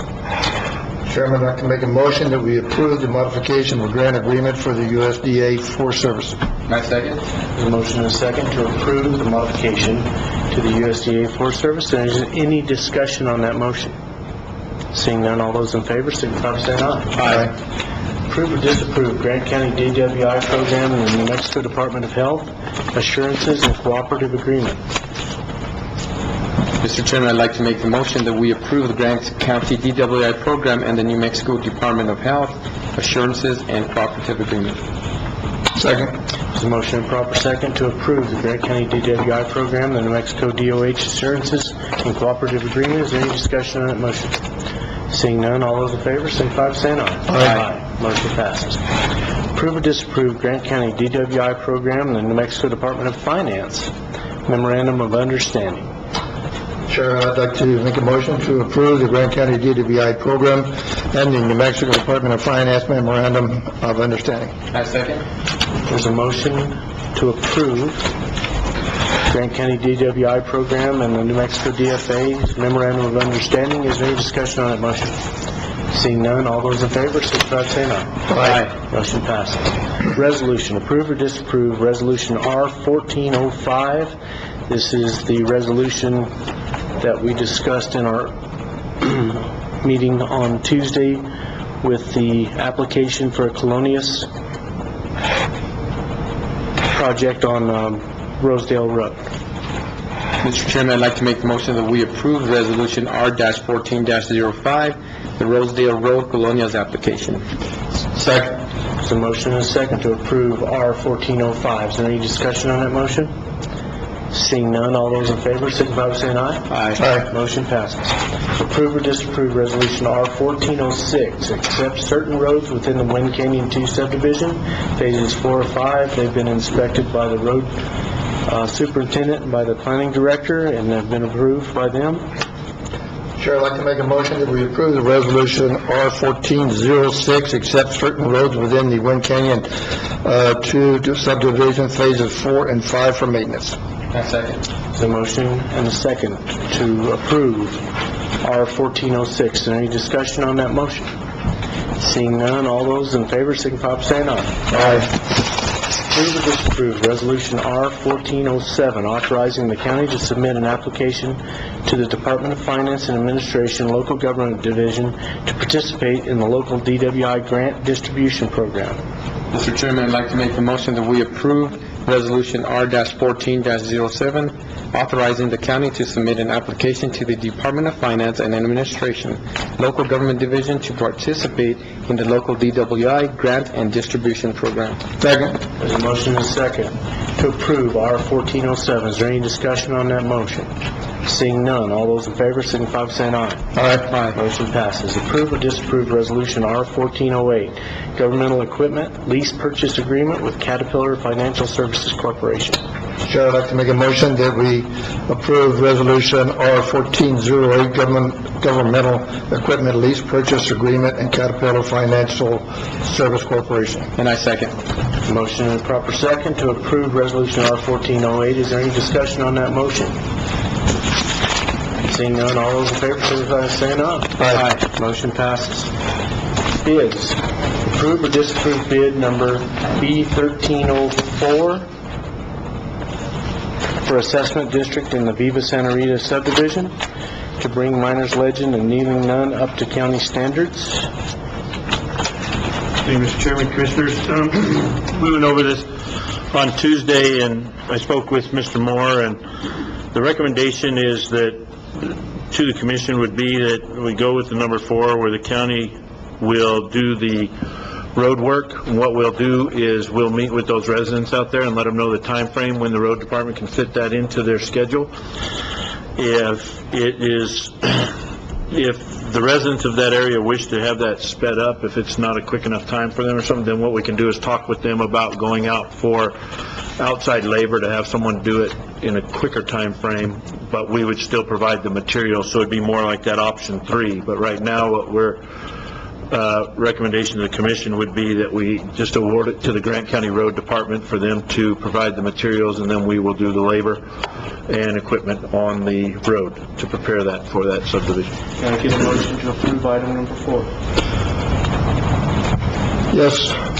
Mr. Chair, I'd like to make a motion that we approve the bid on B 1304 for the assessment, for the assessment district of Santa Rita subdivision. I'm sorry, Viva Santa Rita subdivision, to bring the Miners Legend and Kneeling Nun Road up to standards, and that bid would be number 4. Next second. So a motion and a second to approve bid number B 1304, and that would be item 4. The county can do the entire project at material cost of $43,337.11 and not charge equipment and labor project. If the county charges equipment and labor, the estimate will be about the same. If we have a proper motion and a second. Should we amend it to include option 3 if...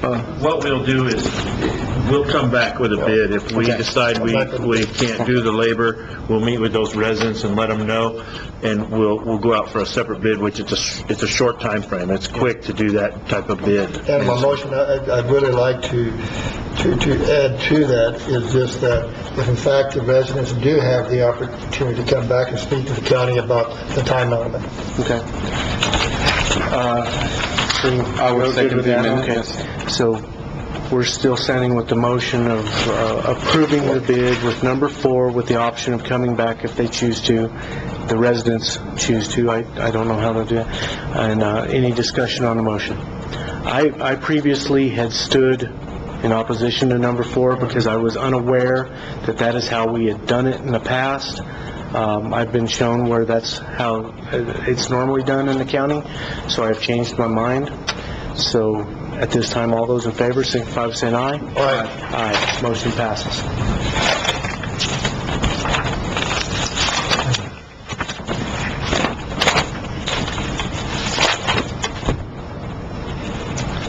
Item X. We just nearly ran out of letters, Denisha. Approve or disapprove bid number B 1307, a fire pump and integrated foam tank to supply the Lower Members Volunteer Fire Department. John went over that. Did we only have one bidder? Okay. So that bid would go to fire pump and integrated bid. Where's the bidder? Pete's Equipment. I don't have that. Yeah, neither do I.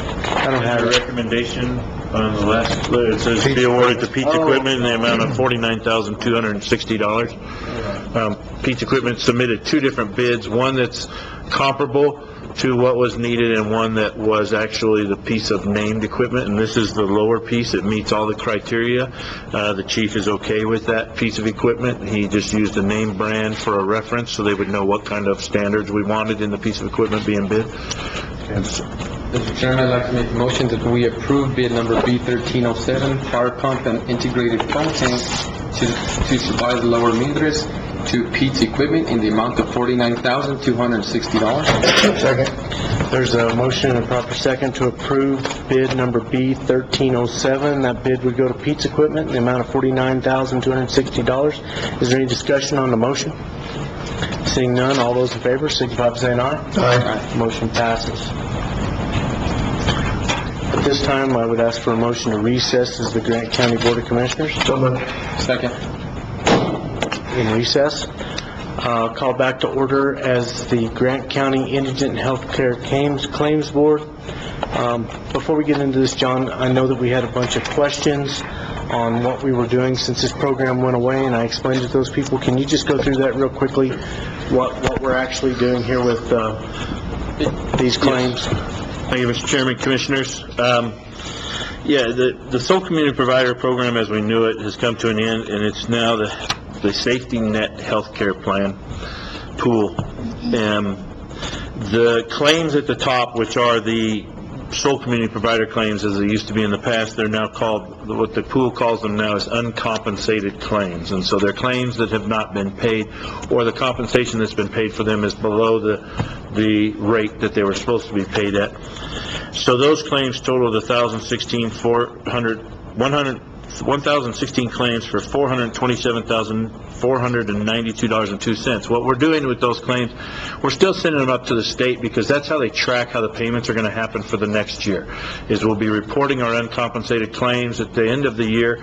They take an average of what it was for this year to determine how much money they think that the hospital will be eligible for from the safety net healthcare pool to set up the payments for the next fiscal year for the hospital. And speaking with the HSD Deputy Secretary, Mr. Ernest, yesterday, Mr. Ernst, the hospital currently is, the program that Senate Bill 268 is putting in place makes changes. The commission may never meet as an indigent healthcare claims board anymore because it gets rid of the reference of a board, and we now have an indigent fund on our books that they call the County Health Care Claims Fund that doesn't require the official meeting that the current indigent plan requires. So this may be one, depending on how the bill's signed, this may be one of the last times you have to recess and reconvene as the indigent board, because a report will just go from the hospital up to the state after that point in time, and so it'll record these numbers. The commission will not have to approve them anymore.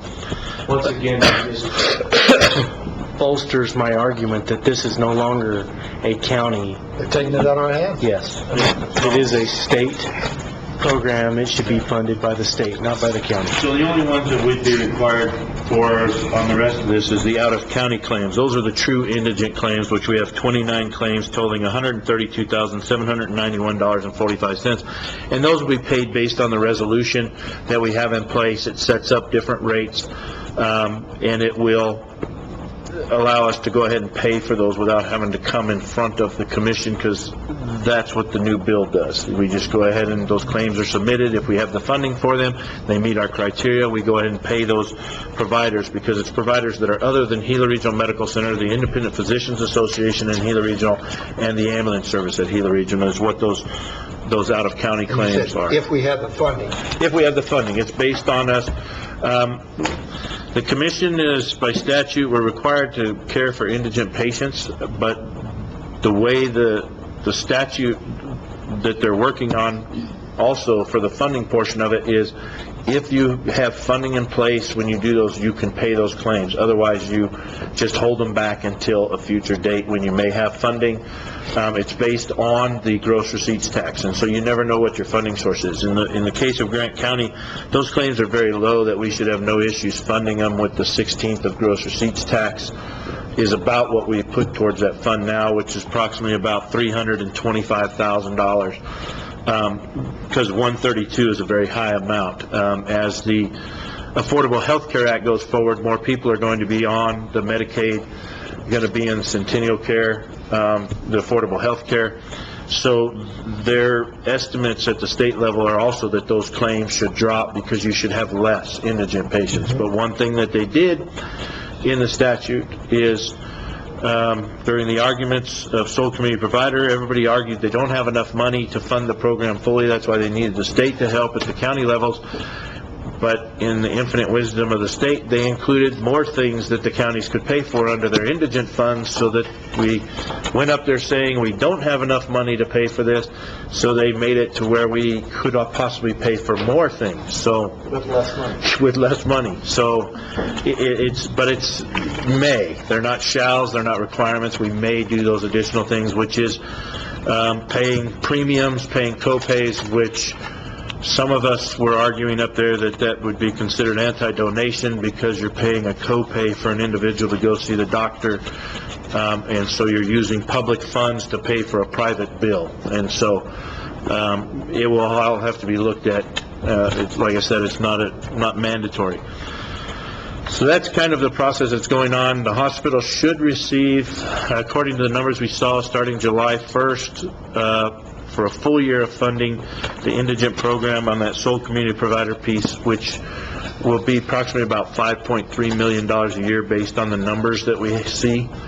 Talking with Mr. Ernst, the hospital should expect to see about $2.5 to $3 million from the period of January 1st, 2014 through June 30th, 2014. About $2.5 to $3 million is what we should see for that. That is coming from, they're working on this new program, started January 1, so they're collecting, they have a spreadsheet that they're working, getting feedback from the hospitals. Once that's finalized, the hospitals will put their numbers in, and that will give them how they pay the hospitals back and come up with the match amount. So they may be coming to the counties or the hospitals and say, we need X number of dollars to match so you can have your funds back. But there's also, and what Mr. Ernst told me is that the state will put in some funds as well from the general fund into that pool, because right now they're looking like HSD has made statements at legislature that they may be returning up to $20 million to the general fund. So I think they're looking at using some of those excess funds to pay for the program. Make it whole. Well, Next year's no. pay for this? When I spoke, to pay for January through June, because they're reverting the money in this year, it can't be carried over into next year. It's not in their budget. It was what Mr. Ernst said. And so the statements of people were making at the Roundhouse that the $20 million they're reverting will go to pay for next year isn't a true statement, because that money's not budgeted for next year. It'll just revert into the general fund, and there's no way to take it back out. So in his current budget that he submitted, he's going to have to try and find, if the bill passes as the way it went to the governor, with the language Senator Morales put in, Mr. Ernst will have to find the additional $9 to $12 million of shortfall, plus the $9 million that's in the general fund budget already, to make the program whole with the county's 1/12 contributions. And we start our 1/12 contribution in June? Well, we're going to have to look at it, because the bill has an emergency clause in it. So as soon as the governor signs it, it takes effect. And if there's no language in there that says those payments start on June, then we may have to start making our 1/12 equivalent payments to the pool immediately after the governor signs it.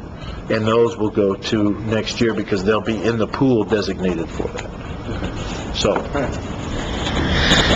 Okay, at this time we'll take, that's as clear as mud. It's better every day. And I've been working on it for 45 days and it's still clear as mud. Okay, so I'll take a motion to approve the healthcare claims indigent fund for January 31st. So moved. Second.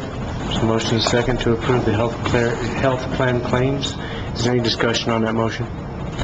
Seeing none, all those in favor signify by saying aye. Aye. The lips are getting dry. All right, as for motion to adjourn the Grant County Indigent Health Plan Claims Board. Second. Call back to order the Board of County Commissioners, and we'll stand for county reports. Sheriff, do you have anything to add? Thank you, Mr. Chairman. I apologize for not being here on Tuesday. I was in training that day all day, so I just want to report that we've been fairly busy the last couple of months, but the staff has really stepped up, and I want to commend the staff for the work that they do. You know, they're out there every day dealing with different incidents, different crimes, and they really stuck together and worked together as a team. So I'd like to commend all my staff for what they do. Other than that, I have nothing else to report unless you have any questions. Thank you, Sheriff, for that. Steve, do you have something today?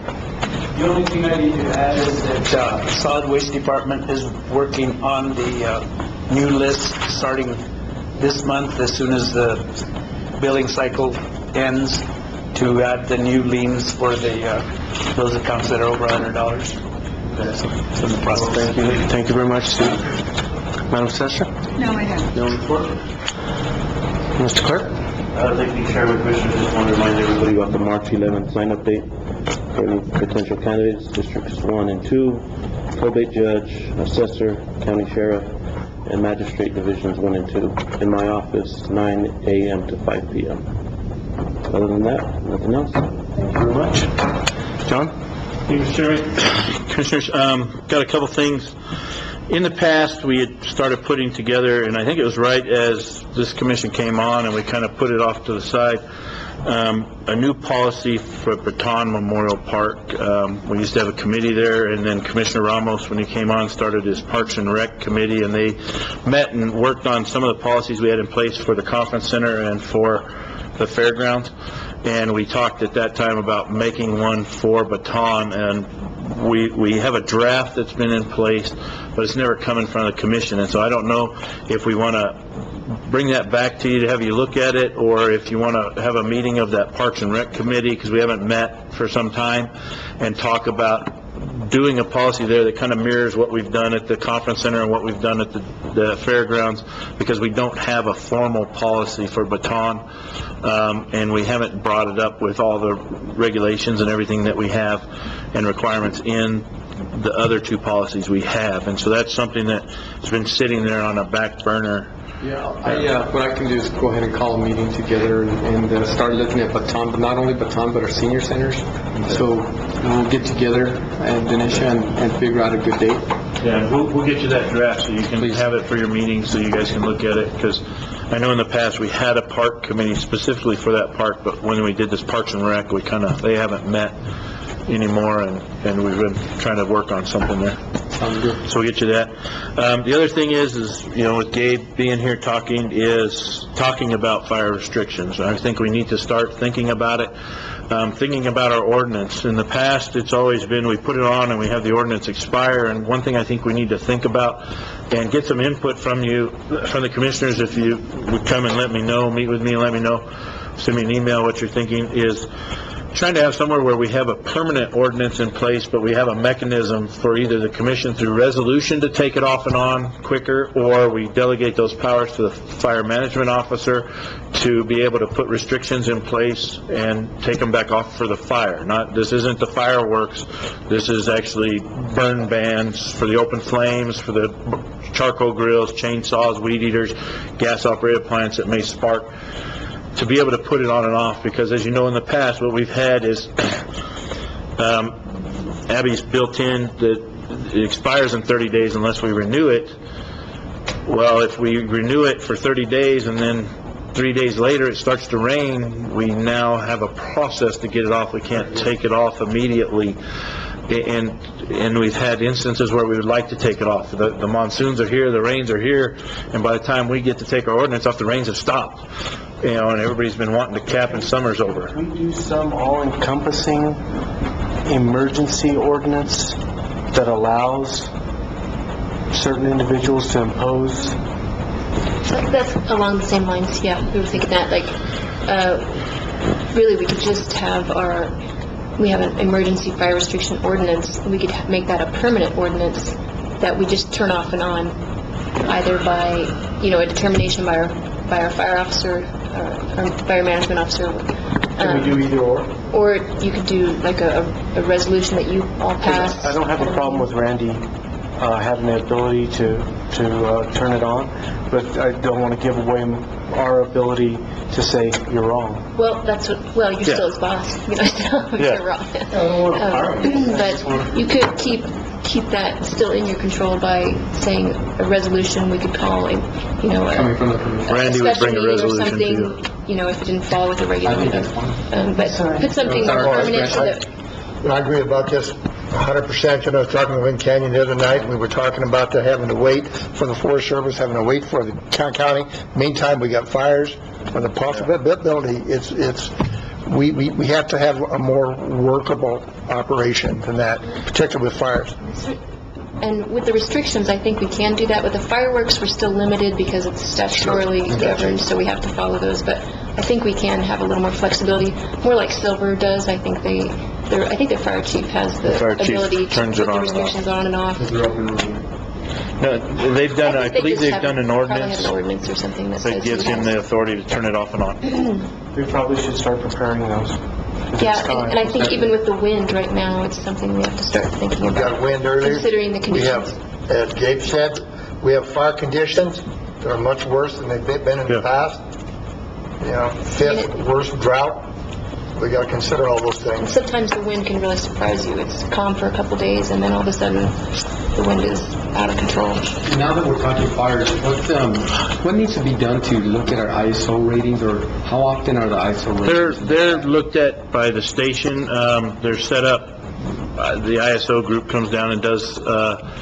They do surveys of the stations. They do an inspection of the station, and they give the new ratings out. And so those are scheduled. We work with the state fire. and they help coordinate them. Randy Varela out of their office, and so they're doing on a regular basis the fire stations. And I see a lot of new equipment being bought and purchased, and I'm sure some of it is replaced, but, I mean, with all this new equipment, hopefully they can get a better ISO rating, which affects the residents when it comes to their insurance. Yeah, no, and we try and keep up on top of those. It has to do with equipment, it has to do with availability of water sources, different things can help drop your ratings, and so Randy Villa works very closely with the fire departments. Gary used to when those inspections are coming in, we're letting the state fire marshal's office, the state let us know. They come down, they help with the inspections. We've been very successful in, I think, every inspection we've had, the station has dropped. Once you get to, I believe it's an 8 is when you start to see it. You start off at a 10, then a 9, and I think when you get to about an 8, ISO rating of an 8 is when you really, the homeowners start to see the reductions happening.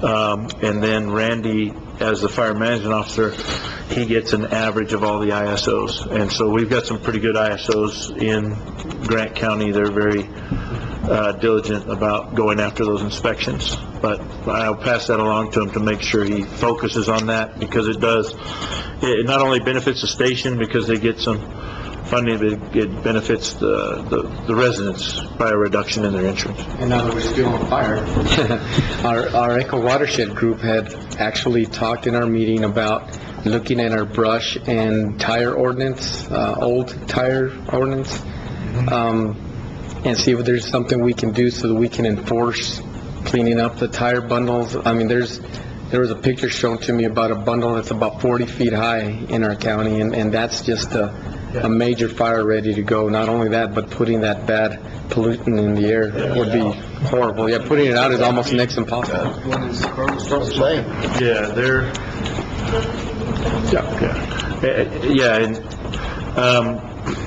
you know, that's one is, and Judge Hall's mentioned it, with kind of the trailers, the junk trailers, it goes along with that, wanting to redo that ordinance, because as a judge, he told us many times how we didn't have enough teeth for him to be able to do something, and so a lot of times when we take people to court, it was just, you know, you could shake the stick at them and try and get compliance with them that way, but there wasn't a lot that we put in the hands of the judges to be able to help us. And so you get the people that really care about the area and want to clean it up, help us. The people that don't just kind of go about their business, and there's not much we do, as Gilbert is continually in magistrate court trying to get something to stick. These are professional orders. Yeah. The people that do it year after year after year, so. Yeah, and so that's something that we can look at with, Commissioner Hall wants us to look at that, get a group together to look at that kind of property cleanup ordinance, and that's something that would be included in that discussion.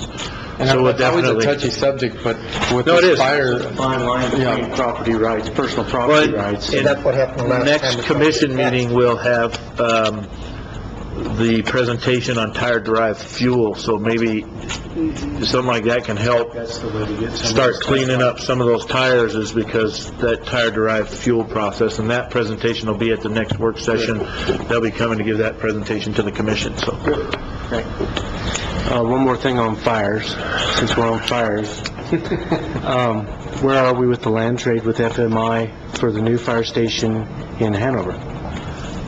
Where we currently are is, Abby's done a lot of work reviewing the agreement and putting together a plan. We need to get, the survey on the piece of property that we're swapping, survey for the easement of the road that we're gonna build to the new cemetery in Hanover, Phase 1 environmental, and I believe that's the last piece that we need to Once we get those pieces, then we can finalize the agreement and move forward. surveys are hard to get these days. So, which Anthony is going to, he's gonna check, I ran into some people from Calisto, and just talking to them yesterday. They were in the building looking stuff up in the clerk's office, and asked them how it was going, and they said, well, you got any work? And I said, what kind of work? And they said, surveying. I said, sure do. we're having a hard time getting surveying, so they're supposedly slow in their survey department and got all kinds of time, so Anthony's calling them to see if we can't get them on it and get those surveys done quicker, because that's been our holdup, is trying to get a surveyor. They're just all so busy, and they supposedly right now have plenty of time in their survey department, are willing to go out and get these done for us, so we're going to try that avenue and see if we can't speed it up. And speaking of survey, John, brings to the question on where we're at. Well, you're getting the reports on it. You got a complete report. Yeah, right. Don't try to shortchange this. You're going to hold your feet to the fire. Anyway, the last time we talked, that there were, I'd just like to know where we're at on the community recreational building, the exhibit building is for the Cliff Hill area. Last time we talked, we were talking about a survey, that there may be a problem in a property line or something, and a timeline as far as when are we going to start work on it. The project is out for bid right now. I spoke with the superintendent of Silver Schools. They're in agreement to do the lot line adjustment with us. I am supposed to have the survey every day. I call and talk to the surveyor. The survey's done, and I'll have it that day, and it's still not here. So we're pushing. We call the surveyor every day to try and get that document so we can go over to Silver Schools and give it to the superintendent and get them to sign off to the lot line adjustment so that we can fix that lot line issue. But the project is currently out for bid, and we've had people receive the bid documents, so looks like we're going to get a pretty decent response for the project.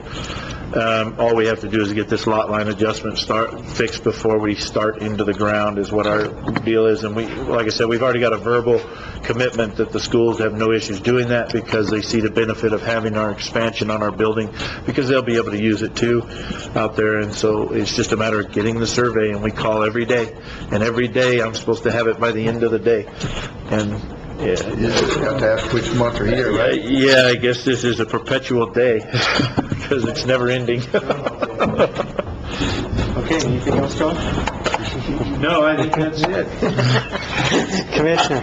Yes, sir. First of all, I'd like to start off by congratulating both Cobra and Silver's wrestling teams. They've represented us very well. I believe Silver got fourth in the state wrestling tournament, and Cobra got second. I believe Silver had 2 state champions, individual state champions, and Cobra had 3 individual state champions. So I'd like to see if we can put together a proclamation for the next meeting.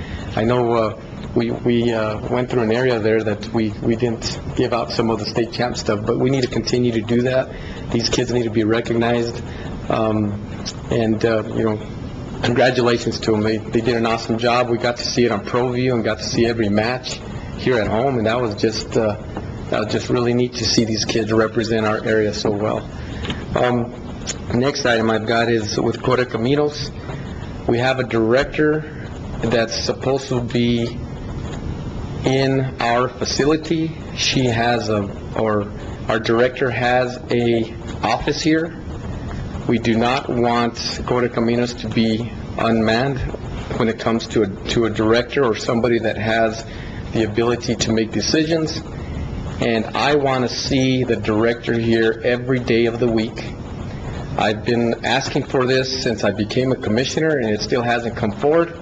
And I'm asking to make sure that our director is where she belongs. I served on the committee, RSTD committee, and SRTD committee, and we were asking this to happen when the control was over that group, and now it's over the county again, so we need to take care of this. I want to avoid any liability to the county or the organization by not having her here or having a director here, because if we look at the job descriptions, there's nobody with decision authority here at this current time, so we need to make sure we have a director here. We also need to make sure that the individual or the assistant that's supposed to be open in the Luna County area has that office open on a daily basis, and make sure that it is not unmanned, because if it is unmanned, then we probably don't need it. And being that it's run by Grant County now, we need to take control of what's going on. Can I ask a question about that? Yes, sir. The director of Corey Camino Center, she reports directly to the director of general services? Yes, to Mr. Villa. Okay. We can probably talk about some of these issues, yeah. Okay, great. We're getting into too much. Yeah. Well, I'm talking about a director. I mean, No, I the understand. program that's under us. Well, So, look, Just making sure I had the chain of command. And I have one more question. Since, has there been any discussion about, not running buses in Luna County at all? I don't know why we're still doing that since it's our program. Are we still taking money from them? Are they paying their bills?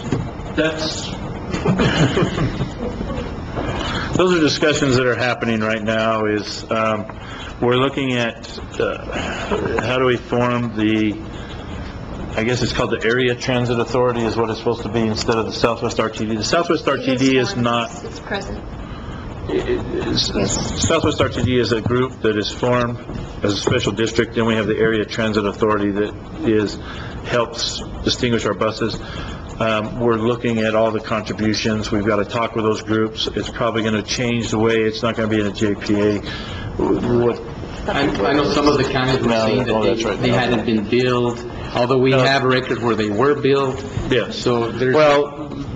Supposedly in Luna County that they were owed some money for some insurance that they paid at some point in time when the bus system was under the Southwest RTD's discretion.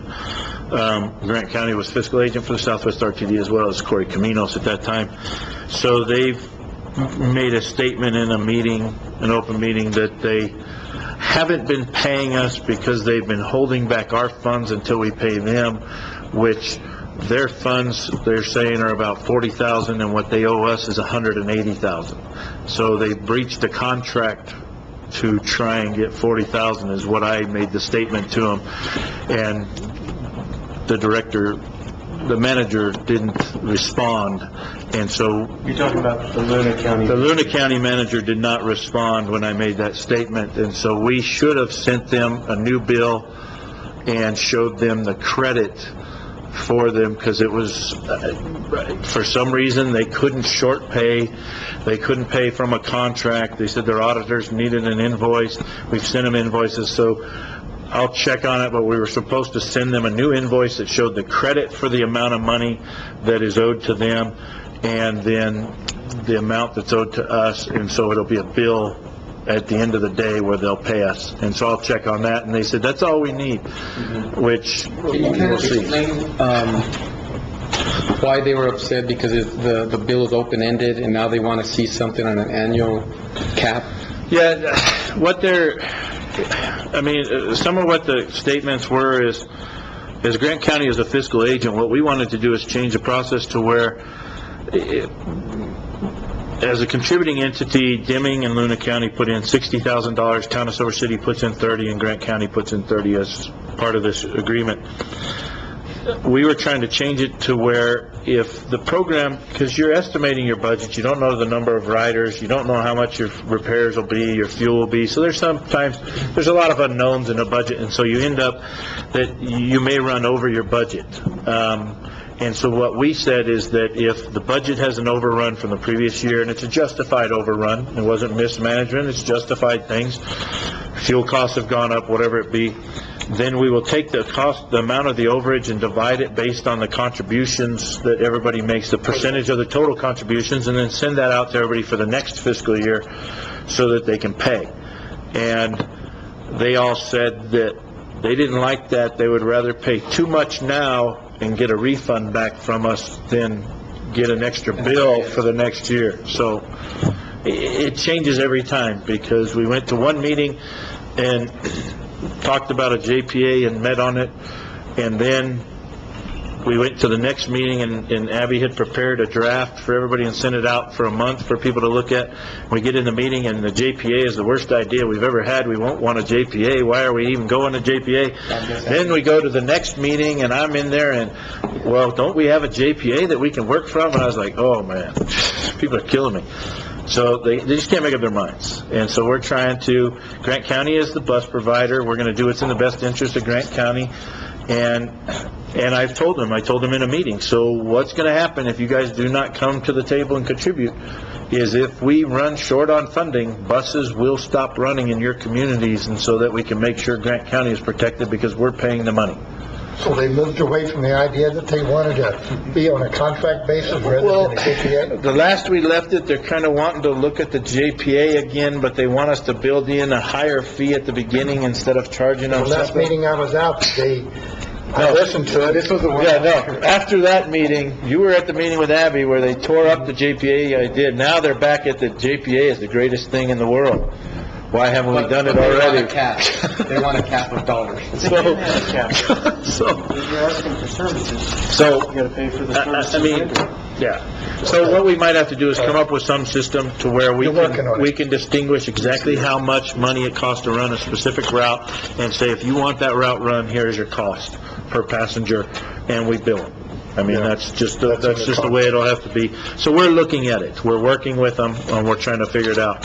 I wanted to, on the sports thing, I know we always do sports, but, and this is because my son is very intelligent, not me. Silver High, I don't know if he gets it from her either. He gets it from someone else. The Silver High School sent a team to the Science Olympiad, the State Science Olympiad, and they finished 7th in the state, and it's the first time ever Silver High has finished in the top 10 in the Science Olympiad. So I got to put that plug in for him, because he doesn't like to sweat. He likes to do science.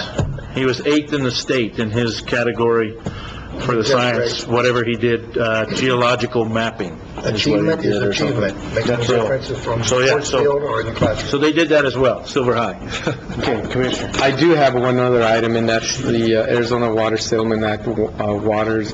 You know, I think we're all for conserving our water, but I also feel that we need to create an infrastructure that's going to make sure that we have waters in the future. We got to take care of our children. We got to make sure that we have water to run a community in the future. It might not affect us right now, but it will affect our kids and our grandkids 50, 60, even 100 years from now. And if we prepare now, we're going to make life a lot easier for them. We know... Take that water back. That's right, we'll never get that water back. And if we don't take advantage of taking the water out in flood stages, then we're never going to be able to do anything with it. And our neighboring counties are chomping at the bit to they want to make sure we don't do anything with it so that they can jump on it. And our big neighbor is Doñana. They have a lot of citizens in Doñana. They can pay a small portion of taxes to tap into that water. So what we want to do, or I want to do as a county, I don't want to speak for the other commissioners, but I believe they feel the same way, but I really feel that we need to continue to fight to create infrastructure for our area, so that one of these days, our children aren't going to have to leave this place because we don't have water in our area. And that's where I stand. Okay, John? Yeah, I've been gone for 30 days, so I'm still trying to work. Thinking back to sports again, just wanted to mention, since we're on the wrestling state championships, Denisha, her son won the state championship in his age group for wrestling this year, and he gets to go on and compete for some more belts, and so, he's done very good, and he ended up winning all 3 of his matches in the state tournament to take state. That's awesome. So he's doing really good. He's going to be a great wrestler for silver, because we're going to move her to silver. It's going to be a requirement for her to keep her job, that he's got to come to silver. Just be easier for her since she'll be here in case he needs her during the day, you know. That's it, sir. Thank you very much. I'm going to try to make mine much shorter. Sorry. That's controversial. You know, we are continuing to work on the continuum of care. I know I say this all the time, but, we're putting a lot of work by Highness, and we're getting coordinated efforts through, I got to mention, Ms. Garcia with the operations specialist with the hospital, working on a project management steering committee, putting together a business plan. It's going to be a first-class operation when we get it done. Then, of course, we got to figure out how we're going to fund it, but that's always another problem. I'm not going to touch the Core Camino, except that, we continue to work on that as far as trying to get services for the Gila Cliff area. We've already talked about the community recreational building in Cliff Gila. The other thing I just want to mention is that I attended a meeting the other night at as I said, the Wind Canyon Fire Station for the Greater Wind Canyon Neighborhood Watch Meeting. And it was a fascinating meeting. A lot of information, a lot of exchange of information. The DA was there, the sheriff was there, his captain was there, I was there, and we bounced some information between ourselves and stuff. And Wind Canyon's doing an excellent job. You guys, I applaud you, not only as far as the roads. I see Frank out there, and also the fire, some of our fire people and stuff. But they're going to be having, there's going to be a symposium on preparedness at Western New Mexico University. It's going to be at the Bessie Ford Global Resource Center, March the 7th and 8th, 2014, from 8 to 5. And it's got, a really who's who as far as presenters. So if in fact you've got the time, I've got an application here if you want to. I'm not going to fill out one, but I'm going to go. But I've got one here, and I'm sure they can get one from someone. Maybe we can get some for the front desk and stuff, but so that people can go. But I would highly recommend governmental entities, citizens, businesses and stuff to attend, because you're going to be able, there's enough topics here for anyone who attends is going to pick up something from it. So it's free. Ain't anything's free. But this is free, it didn't cost anything, and so I would highly recommend that people go to that and participate. It's really important. I'm one of these guys that believe that, government cannot do everything for you. Is that you've got to participate in your community, you've got to know how to protect your own properties and stuff, and yourself. And this is a way to do it. This is a step that is happening. This is non-government, we've got government people in there. But it's a way to protect yourself and know how to do it. So that's all I've got. Oh, one other thing. I want to take this opportunity just to thank our chair, thank John, thank other citizens who went to Santa Fe and spent their time and money and extensive amount of time in Santa Fe to do the job of this community as far as the legislation is concerned. I think you guys did an excellent job. I don't know how you spend that many days up there, but you do, and I congratulate you for the work that you do. Also, our representatives, the job that they did. I applaud them all. I think Grant County was represented well, and so congratulations, job well done. Thank you very much. Okay, I'm going to I've talked about everything else so far today, so I'm going to talk about the hospital. I urge the citizens to phone the governor and ask her to sign Senate Bill 268. If she line item vetoes the senator's amendment that he spoke on previously today, it would cost our hospitals in the neighborhood of about $1.5 million. So that's something that's critical. And I'm not going to go through the whole thing of sole community provider because we'd be here another hour. But it's something that has to be funded. There's people out there, whether you like it or not, cannot pay for their services, and the hospital has to provide those services. So you either pay for them or you ask for your hospital to go away. Like I said earlier, if she vetoes that language in that bill, 5 to 8 rural hospitals could completely disappear from the face of New Mexico. I think that totally changes our state when you take out 30% of your hospitals. It makes us even more country than we already are. So I urge you to call and ask her to sign Senate Bill 268 in its entirety. It's critical to the state. It's critical to our hospital. I promise you, our hospital will not close, and we will find a way to prop it up if she does veto that. And then next year, we will deal with it in another way. That being said, I will take a motion for adjournment. So moved. Second. All those in favor, signify by saying aye. Aye.